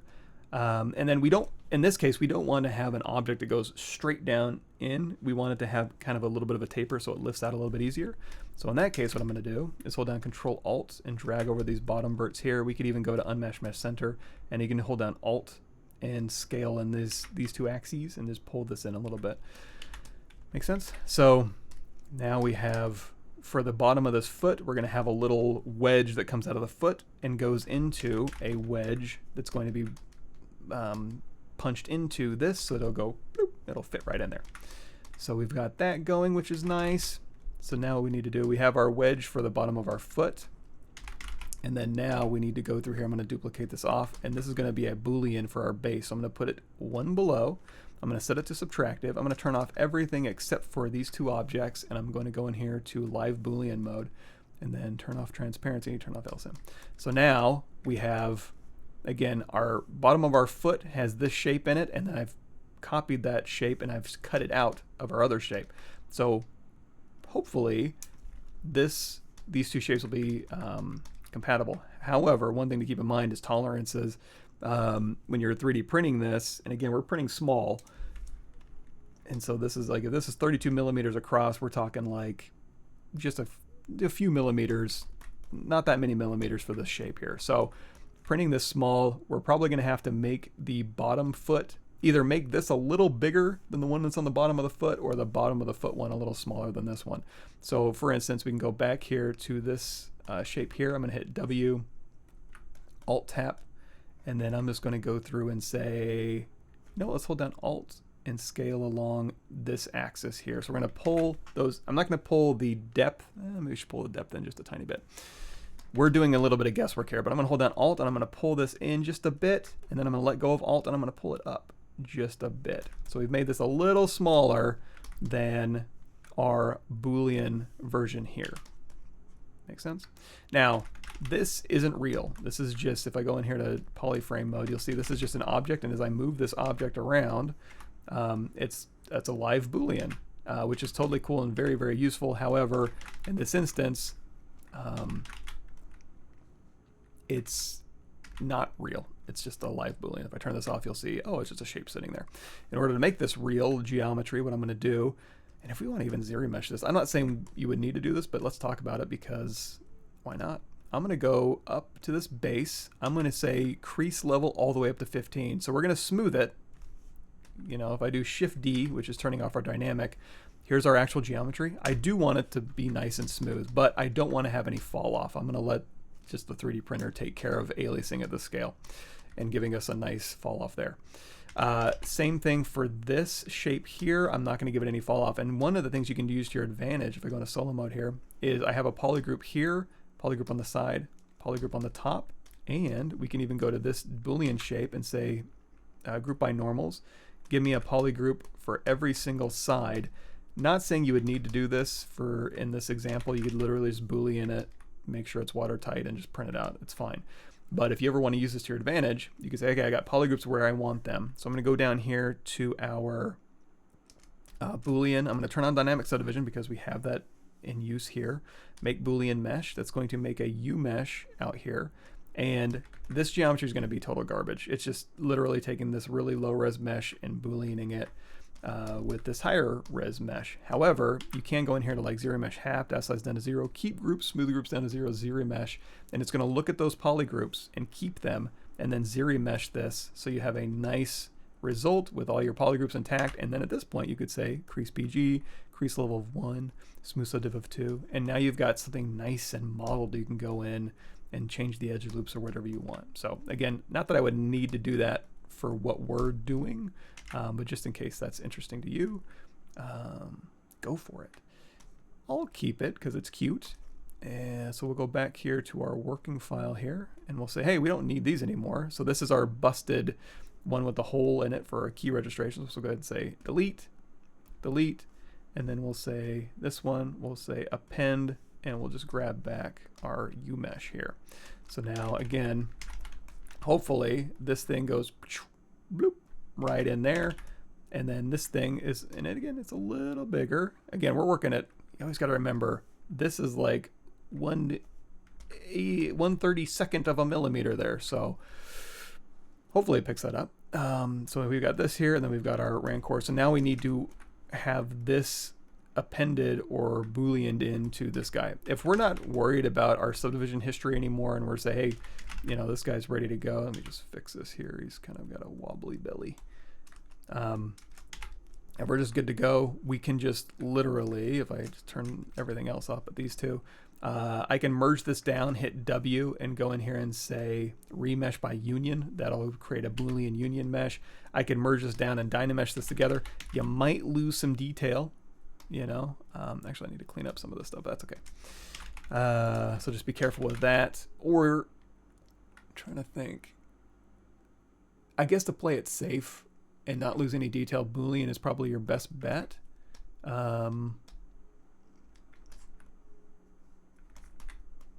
Yeah, I think that's what we'll do. So I'm just going to say, hey, I'm going to merge this down. You don't even have to merge it. If you want to merge it down and use the remesh by Boolean, you can. You can just have this sitting here, though, and say, hey, I want to do another Boolean. I'm not going to have dynamics turned on because we're not using it. We're just going to say make Boolean mesh. That'll Boolean this object with this low-res object here. And then if I go here to my UMesh, now we have this mesh here.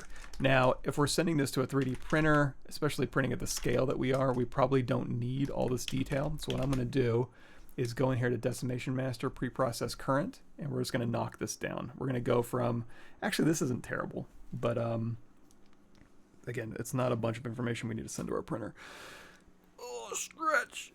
So we'll say, go in here to polyframe mode, and we'll say how many we want to do. Maybe 180K. So we'll type in 180, hit decimate current. There we go. It decimated it down, kept all our detail, made it more lightweight. I think we're okay. I don't know. That's something you can fill out, but maybe you want to play it safe. Maybe 220 decimate current. Once you've pre-processed it once, you don't have to keep pre-processing. You just go in here and say, I want to try 10. Oh, too low. I want to try 50K. Oh, another thing too. Oh, I should show you that. So let's see, 200K decimate current. Oh, we're also using our UMesh. So let's hop back into our working file here. This is, we'll go ahead and just say insert our UMesh. If you don't need these anymore, you can say, you know what, let's delete this out of our scene. You might want to keep them around or save a file off, but I'm not too concerned about that. Now, here's another cool thing. If we have this, I'm going to duplicate this off so we can just go into solo mode and I can show you. Hit W, let's turn off live Boolean.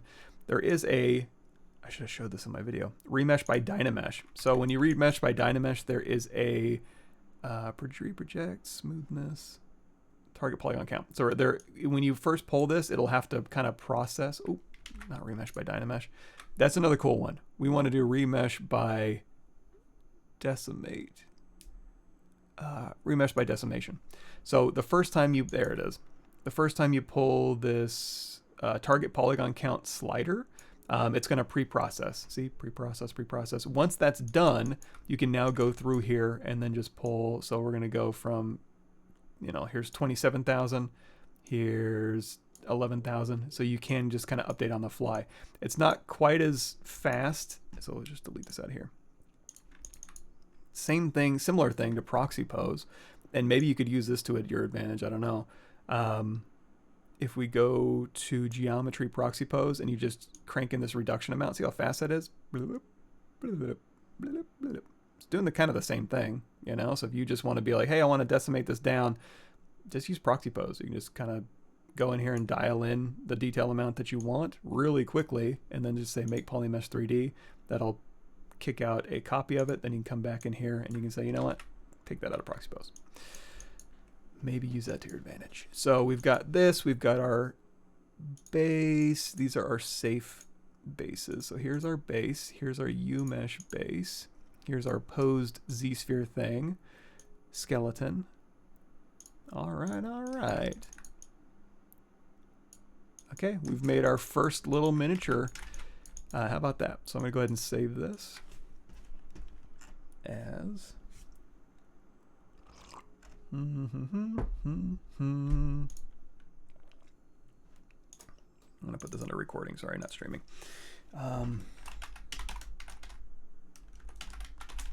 Rancor miniature. Yay. All right, I'll go print that out. Sorry, old hard drive has to kick in. So now we were gonna talk a little bit about, you know what, I'm gonna try something real quick because I have a working file here. And we can talk about some other functionality. So I'm gonna go, oh man, where is it? Oh yeah, that's right. This is Elegoo Mars 3 Pro, there it is, reptile armor print. So here's another cool thing. I'm printing, so this is a 3D print that I'm making, and again, I'm printing it small, and I didn't originally create this thing to be small print. So I have my original mesh here. This is my original 25 million polys? Really? No way. Damn, Mike. Usually don't work that high. Here's my original 25 million polygon mesh. I'm gonna go ahead and get rid of that. I don't need to see the thumbnail for this. Remind me how bad I am at silhouettes. So here's my original mesh. However, I do have a version of this mesh that's been Booleaned and Dynameshed and projected and history projected so that it's all decimated down. And but if I ever want to, this is a cool thing, if I'm ever like, I want to, let me see if I have an area that's a little bit iffy. Let's say there was one area that didn't quite have enough detail where I wanted it. I can always get that detail back because all I got to do is go here to my original. Again, control tap that point in history to store these vert positions in history. Go back to this one, do BHR for my history recall brush, turn on Sculptris Pro, and then you can go through here and you can project while subdividing the geometry, or tessellating the geometry. So you can go through here and project detail back from the original and tessellate at the same time to get you more resolution. So you can go through here and just kind of clean up these areas. If the performance isn't that great, go through here and just grab a little piece and that'll increase your performance so you don't have as much geometry kind of sitting there. So you can go through here and you can up-res and project at the same time. So pretty cool. And then of course you probably want to go back and re-decimate this down. So Decimation Master.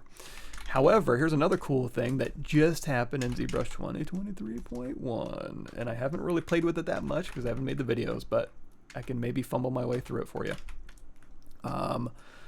For example, we now have under document, we have a Drop3D. So this geometry is fairly crappy and pretty low res, right? However, if I go through here and you know what, let's switch over here to Skin Shader 4. Boop. I said boop, there we go. Okay, so you can hit Drop3D and now we're in 2.5D painting mode. So we can go through here. Here's a simple brush. So a simple brush with this alpha, you can go through here and you can literally just sculpt on your object. It's not, boy, we need to switch this out. Sorry, I thought, let's go out of Drop3D mode and then back in. Okay, so basically we're dropping this 2.5D. We can't rotate the object. However, we can use these 2.5D brushes. So if we go in here to say our layer brush, I'm going to say a sharper alpha here. We can go through here and we start sculpting. It's looking like we're sculpting on the object, right? However, we're really not. When we go out of Drop3D mode, what it's going to do is mask around that area, and it went ahead and it subdivided this area up to what it needed to be in order to capture that sculptable detail that you were doing. So if we undo that, the other cool thing about that, if we go in here, and you might see it's like it wasn't super high quality. This subpixel size determines that. So the lower this number is, the more geometry it's going to throw at you in order to achieve the high resolution result that you want. And the higher this is, obviously the bigger the polygon size on the resulting mesh. So we have a layer brush here. We can also go in here to like your line tool. So as we're going through here, we can drag a line out. and then just keep dragging lines out and doing geometric stuff. The other cool thing about this too is because it's 2.5D, this goes back to like my Eat 3D days. I haven't talked about this stuff since like, God, many years. But what you can do is you can hit W on your keyboard and then you can just move this around. So it's not static. You can go through here, move, scale, and rotate. If you go in here to scale, you can do a uniform scale here or a non-uniform scale if you grab one of these top areas. It gets it a little bit weird. You can do a snapshot. So Shift S, W, drag out a copy. Shift S, drag out a copy. You can switch it from Z add to Z sub on the fly. So, and in fact, I think, yeah, strokes, you can't do that. So you can do this in a 2.5D way. Let's let that autosave here. And then when you're ready, you can just pick it up. It'll go through and again, mask where you want it to be. Where did I go?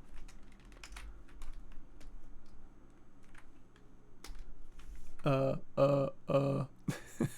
don't know where my mesh went. And it should pick it up and give you that detail back.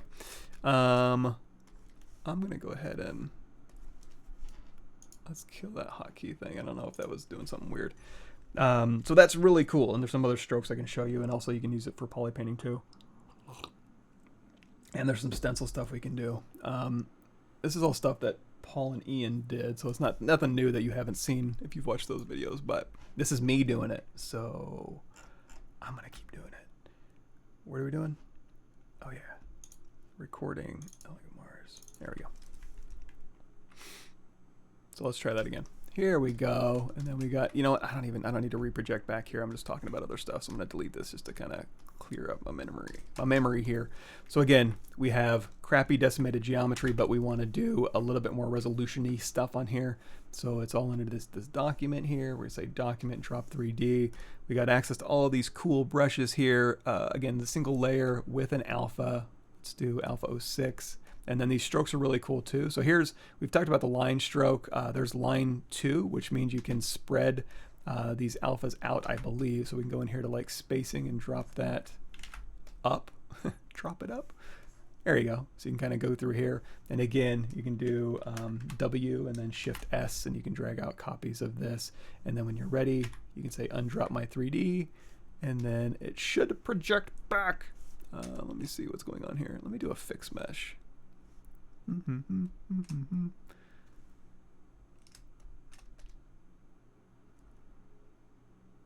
Just making sure there's nothing weird going on.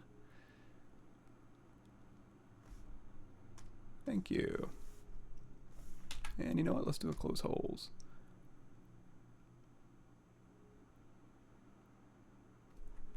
And Control W and Drop3D. Another cool thing about this is, do I have this installed? Z plugin, IMM extractor. Damn, I didn't install it. That's okay. Let's go out of Drop3D mode. I'm going to say go out of edit mode, hit Control N to clear my canvas. There's an easier way to go about this. There's an IMM extractor, but I'm just going to go through here with this. I'm going to say BI brush insert IMM model kit. Your icon will be a little different than mine because I added stuff to it. Then I can hit W and I can go through here and I can select other brushes or just other objects basically. I'm just looking for an object here. So we have an object here. I'm going to hit Control D a couple times just to make sure it's nice and smooth. I'm going to go back here and we're going to say, I'm just wondering why this is acting so weird. I wonder if it's because of the shape. I don't know. So we're going to say Drop3D here. And instead of going in here and doing like, which you can go in here and do like single layer brush stuff we've been talking about. You can even do like grid here with all your grid settings in here. You can do radial with different alphas. So you can just pull in these. And again, you should be able to drop it onto your alpha. And again, this is Z add. You can switch it to Z sub, you know, and do all that cool stuff. Also, you can go in here to drag rect and you can just select a mesh and then you can just drag that on your mesh. And then if you hit W in here and you just drag on the outside, you can see it'll lift it off the mesh and then push it into your mesh. So you can go through there and you can move, scale, and rotate this. If you always want it to be pointed at you, remember you do have your picker options in here. So picker orientation, you can say click and that this little arrow will point you right at is your camera based view here. So if we hit Q to go out of that mode and then we drag on, this will drag right out to the camera. And then again, we can inset this a little bit more using W and also moving it around. You know, you can just kind of move this where you want to, or scale it, move, scale, and rotate, etc. And then once you're done with that, going out of Drop3D should grab that geometry, but it doesn't seem to be doing it. Give me a second. Let's do a test. Let's go in here to our comma key, because the one I saw, it was there. Okay. I'm just concerned here. So here we have this. I want to make sure thick skin isn't off. Okay. So Drop3D. I got my frog selected. I got a simple brush with drag rect. Let's switch this over to dot stroke. Okay, so we got our simple brush.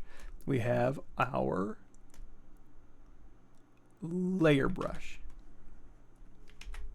Single layer brush. Great. I can always hit W. I can go in here and I can move it around. Great. I can switch this alpha out. I can set it to radial. Single layer. I can set it to Z sub. Great. Drop3D. Okay, that's working. And again, if you want higher resolution, just make sure you go into Drop3D and choose subpixel size. This will be a smaller amount. Okay. Oh, and then another thing we were doing was our ability to go through here, and actually this one might be better. It's fine. So let's undo that. Another cool thing too is, let's go out of edit mode, hit Control N. This is another thing they showed. So a ZSphere, drag it on our canvas, go into edit mode. I'm going to turn off my floor. So we can make titleable textures really easily with our document. So what we can do is we can go out of edit mode, and then as we just, usually for like a new ZBrush user and you don't know what you're doing, you go in here and you just grab a thing and you start drawing stuff out on your canvas. That's exactly what I'm doing. So I'm actually going to draw stuff out the middle of my canvas, hold down the tilde key, which is just underneath your escape key on the upper left. Hold that down and then pull in your document, and you'll see it starts tiling. So you can go through here, and again, stay away from the edges because you want to maintain the illusion of tiling. We're just going to use our tilde key to kind of fill this in here. Yay. And because this is a 2.5D document, you can go in here and you can say, what were they using? Like maybe the smudge brush. You can go through here and you can kind of like smudge these things around if you want to. Whatever 2.5D brushes you want to use to kind of enhance whatever the effect is. This is basically an image with height information. To grab that height information, you can go in here to alpha, and we can say transfer, and you can say grab doc, and then I'll grab your document. And again, this is a tiling alpha document. Great. So let's go back to our tree frog here. And then if we want to transfer that alpha to our object, a cool way to do that is along with Drop3D. So we can say Drop3D, we're in 2.5D painting mode. And then in our alpha, we can say, hey, grab this alpha and then make a stencil, make ST, and then hold down spacebar. You can move, scale, and rotate this around. And this is really cool. So underneath stencil, you can go in here and you can say alpha repeat. So you can repeat this up a bunch. And again, it's tiling, so you're good to go. And then another really cool thing you can do is say wrap mode. That will look at your underlying geometry. So while you're moving the stencil around, it'll wrap to your geometry. So you can move, scale, and rotate. Let's see, rotate and the S. There we go. So we can rotate this around. We can move it into place. And then once we're done, because we're Drop3D, we can say, let's switch this back over to a dot stroke. Single layer is probably fine. You could even do it with polypaint if you wanted to. So while you're polypainting, oops, let's set it to Z add. So while you're polypainting, it'll actually go through here and start, let's turn that alpha off. There we go. So we're going to use our stencil and our Drop3D. Let's turn the alpha. Let's do an alpha 06 maybe. There we go. That's a little bit better. So we're using our stencil and our poly painting and all the little things we can use to our advantage to go ahead and create this on our object. And if I want to move, you just got to go in here to Drop3D off, and then we'll go ahead and control drag to unmask. We can turn our stencil off so we just don't see it. Or you can just kind of rotate around to a new area on your mesh and then hit the space bar, and we're still in wrap mode. So again, it'll just kind of wrap, and then you can move, scale, and rotate this in here. There we go. And then again, Drop3D, and then continue to go through here and just kind of paint these textures on here. along with height information. So once you're done with this, undrop, go in here to stencil, turn that off, unmask, and then you can use that to your advantage. They showed off some poly painting stuff, so I'm just stealing what they already showed us, so apologize to everyone. But we'll go in here. So we got mRGB. With this brush, we can say color. Let's just do RGB. Color, fill object. And then it works with polypaint as well. So if we want to go through here and say Drop3D and then go into a simple brush with a drag rect stroke and then say maybe a really sharp alpha 14 maybe. And then we'll change our color. So when I drag this out, and we'll turn off, you can do Z add if you want to, we'll turn off Z add and we'll just do RGB. So we'll drag this out. And then again, if we want to position this, just hit W and you can move it into place. And then we'll go back in here and we'll change this color and we'll drag this out like so. And again, you can hit W to position it. There we go. And then once you're done, you can go in here to Drop3D and that'll just drop. It's just doing it to the poly paint, but it will go in and change your geometry if needed. Maybe it didn't need to for that. Another cool thing is, again, the ability to do that with geometry. We'll go to hard surface in just a second, but basically we have our eyeballs here, and we do have, I showed you how you can just import image primitives. Oh, another thing too. Okay, we'll talk about this.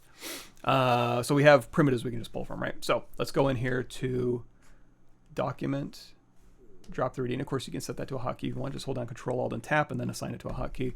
Again, we'll turn off our alpha. We have drag rect stroke here. I'm going to just choose a sphere. So when I pull a sphere out, it'll add it. Let's go in here to Z sub, hit W, and then again you can use a sphere to kind of go through here, move, scale, and rotate. Just hit E on your keyboard and we'll uniform scale this up, and then W to move it around.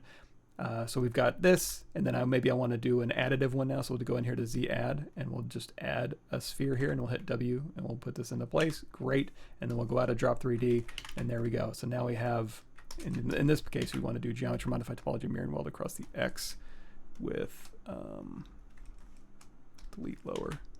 Oh, you know what? It probably didn't update that geometry because we had subdivision history. So when we did that poly paint, it was like, hey, I'm just going to drop the poly paint on there. Because we had subdivision history, that's what it was doing.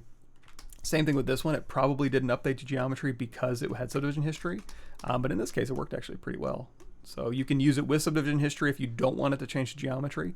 Or, and I'm just going to do a quick mirror and weld. If I want to get those back, I can just hit reconstruct. Doop, doop. So there we go. Or you can delete lower or just turn it into a Dynamesh or whatever, and then it'll update the geometry if there's no subdivision history. Interesting. That's really useful. I'm glad I'm doing this now as my dry run so that when I go to record this later, I'll be better.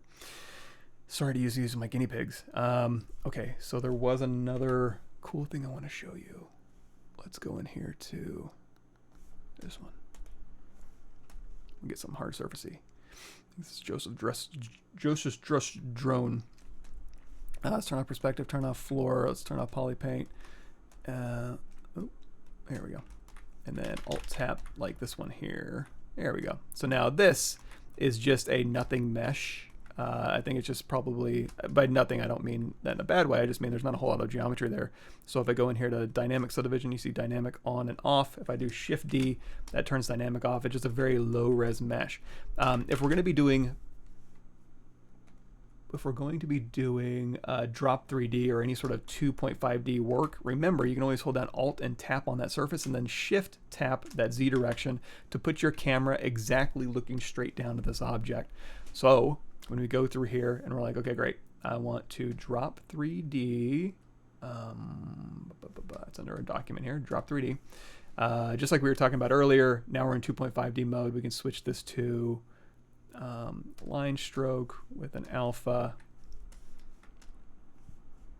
There's some other interesting brushes. Directional brush is good. I haven't played with a bunch of these, but single layer is usually my go-to. So single layer brush with a single layer brush with a line stroke. So we can go through here and I say, okay, oh, here's another thing too. Let's make that a little bit harder of an alpha. There we go. So I'm going to put this one here. And let's say, so we already know we can do this, and then we can hit W, Shift S to store a snapshot, and then move a copy over, right? However, what we can also do is hold down Control as we're dragging out lines. So while you're holding out Control, that'll go ahead and it's making it into like one stroke. So essentially now when I hit W and I want to move this around, it's going to move all three of these, and then Shift S to source snapshot. Paul showed this off too. So totally cool, right? And then we can go out of Drop3D. That'll update your geometry. Again, remember to change your subpixel size smaller if you want higher quality, and it'll go through and subdivide what it needs to get that result. Now, one thing I don't think I've seen, but is, oh boy, new functionality. Okay, we got 10 minutes left. So here I'm going to go to BI Brush Insert IMM Industrial Parts. We're just going to grab any brush that we want to capture from, and we're going to go in here to Alpha, and there's From IMM. So if you just tap that button, it will store those alphas as a sheet. Store those IMM shapes as a sheet of alphas, I should say. So we can use that to our advantage. We can go in here to W. Again, Alt tap this, Shift tap here, frame this, say Drop3D, and then now we have alphas we can pull from. So let's go in here to the alpha stencil. We'll switch this back to a draw stroke, single layer, or simple brush if we want. We'll do single layer. We'll go back into stencil mode. So we've got this alpha selected. We're going to say make stencil. We're going to turn off wrap mode. And then we're going to say space bar. Again, move, scale, and rotate.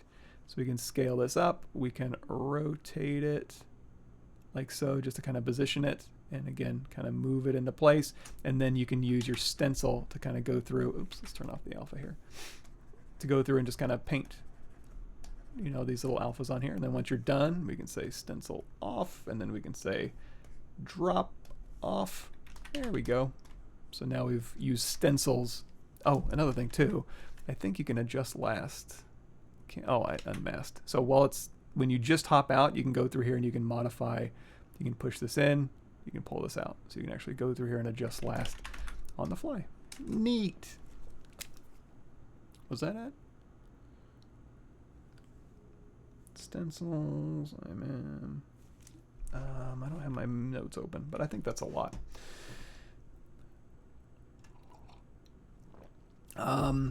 Only way to get Proxy Pose is the subscription, not perpetual license. If you bought the 2023 perpetual, I think it should be in there. I really don't know, but the best way to stay up to date, I suppose, is the subscription model. Sorry if I missed any questions. Yes. Sorry. Slimer Center for the mouth open. Want to use ZBrush to close the mouth? Yeah, totally. And ZBrush is really nice to like make nice feathered selections and all that stuff. So totally doable.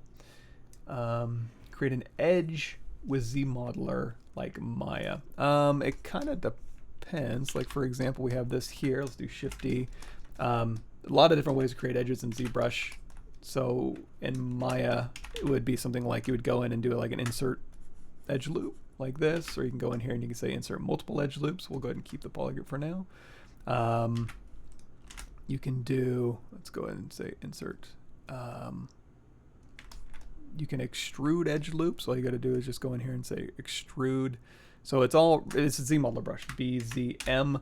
And you don't have to use that. You can actually go in here and slice. So sometimes it's useful to go through and just kind of slice an edge loop. So you can just go through here, Alt tap twice, and you can just slice an edge loop here. And then let's say Control W. Let's say delete an edge. We can actually split this edge if we want to. Yeah, let's rotate this. Basically, all your functionality is in that modeler brush. If you want to go through here and say, what was I doing? Split over an edge. There we go. Split. And then we can slide if you want to. So you can say slide by brush radius. You can kind of slide this down if you want to. And then we can say delete.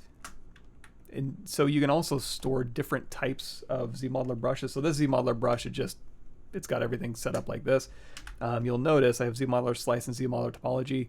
So you can assign a hotkey to these, and these are actually sitting in your brush menu if you need them. So hit comma on your keyboard to go into Lightbox, and then underneath your brushes, ZModeler, in here, you can just load these up. So this one, basically what it is instead of storing a hotkey for like, oh, I want to insert an edge loop, well, you can make a Z-modeler brush to be insert, or in this case, let me just switch to one. If I want to slice things, go in here to Z-modeler slice, you'll see edge is set to edge slice mesh. Point is set to points slice mesh. Face is set to slice poly. So now I have a Z-modeler brush set to go through and slice through my mesh. And that way, what I can do is store another copy of my Z-modeler brush that'll actually have 3 hotkeys in one. It'll have an edge hotkey, a point hotkey, and a face hotkey for that brush. So, yeah, there's that. Oh, this is what we're gonna talk about really quickly. If I go in here to my, is it my recording? Yes, it is. So we were talking about, can you use Proxy Pose on multiple subtools? Yes. Now, as of this recording, let's hit F to frame here. Sorry. There we go. As of this recording, if I wanted to go through here, I believe, and say, okay, I want to hit for this geometry, we want to go in here and say hit Proxy Pose. There it is. Proxy Pose. Boop. We can do that. And then I say, okay, great. Since it's a tool, I should be able to go in here and say apply last action to all subtools and then say okay. It's not going to update. You'd have to go through here, just hit the down arrow. If you don't want to look at everything, just hit the down arrow. That'll go through your subtools, and then you just hit Proxy Pose, down arrow, Proxy Pose, down arrow, Proxy Pose, if you want. And then once you have this, we have multiple, and we want to go ahead and pose this, right? This is where we can go in here to Z plugin, Transpose Master. And here's a cool thing. So we can go in there with a ZSphere Rig. This is just going to give us a single ZSphere. However, we can actually store and paste rigs that we've made. So really quickly, I'm going to say append a ZSphere. So we're running out of time. X symmetry, E to scale this down, transparency mode. We'll go ahead and set up a really quick skeleton. And also, I'm not going to bring everything in here out. So I'm going to alt tap the shell and just turn all the shell stuff off. I don't need this little flowing thing here or this here. These are all things I can just move later, so I'm just going to not show them.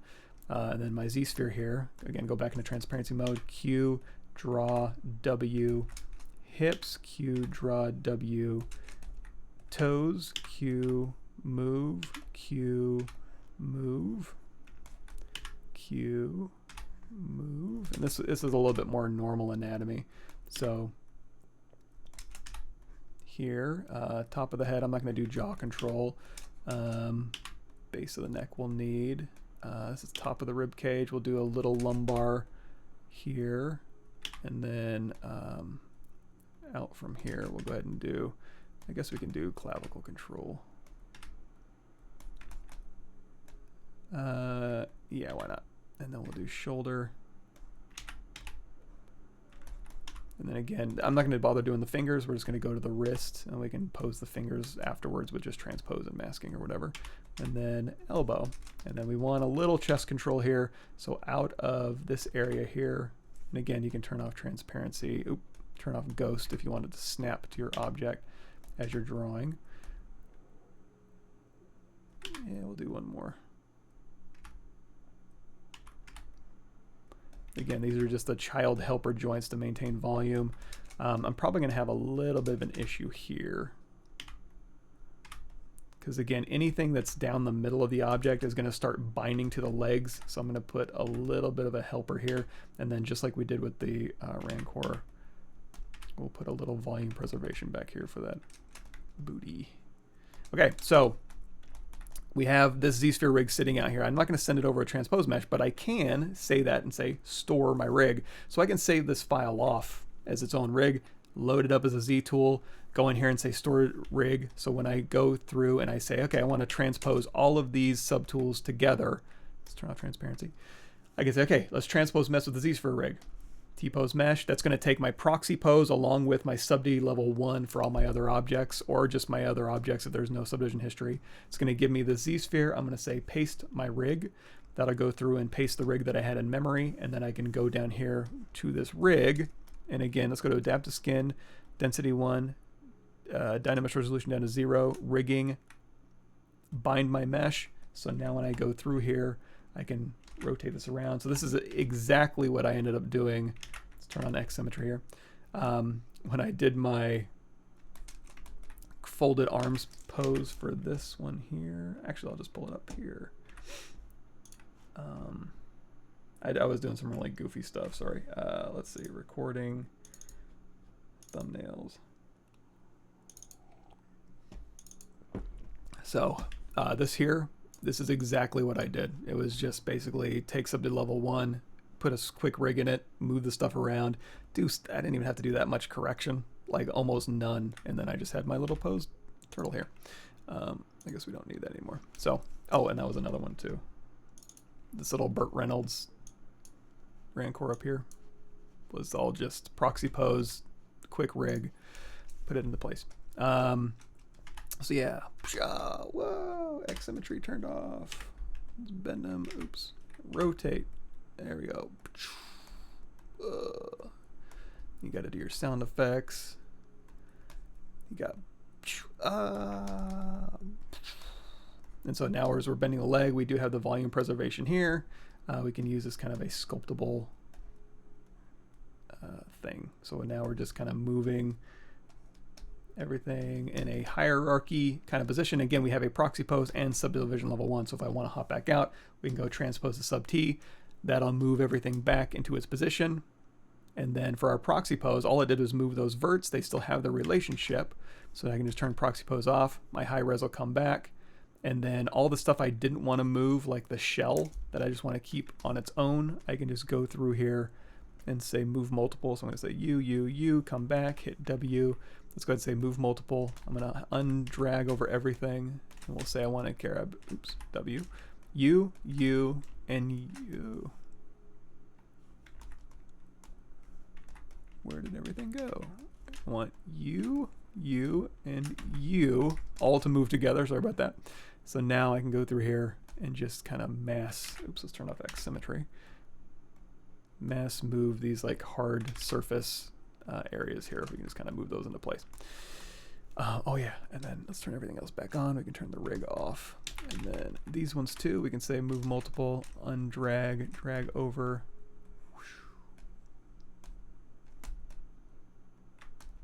There we go.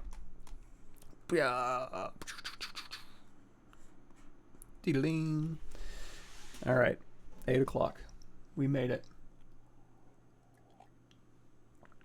Dynamesh and Subdemeshes, both of them. As if you're talking about proxy pose.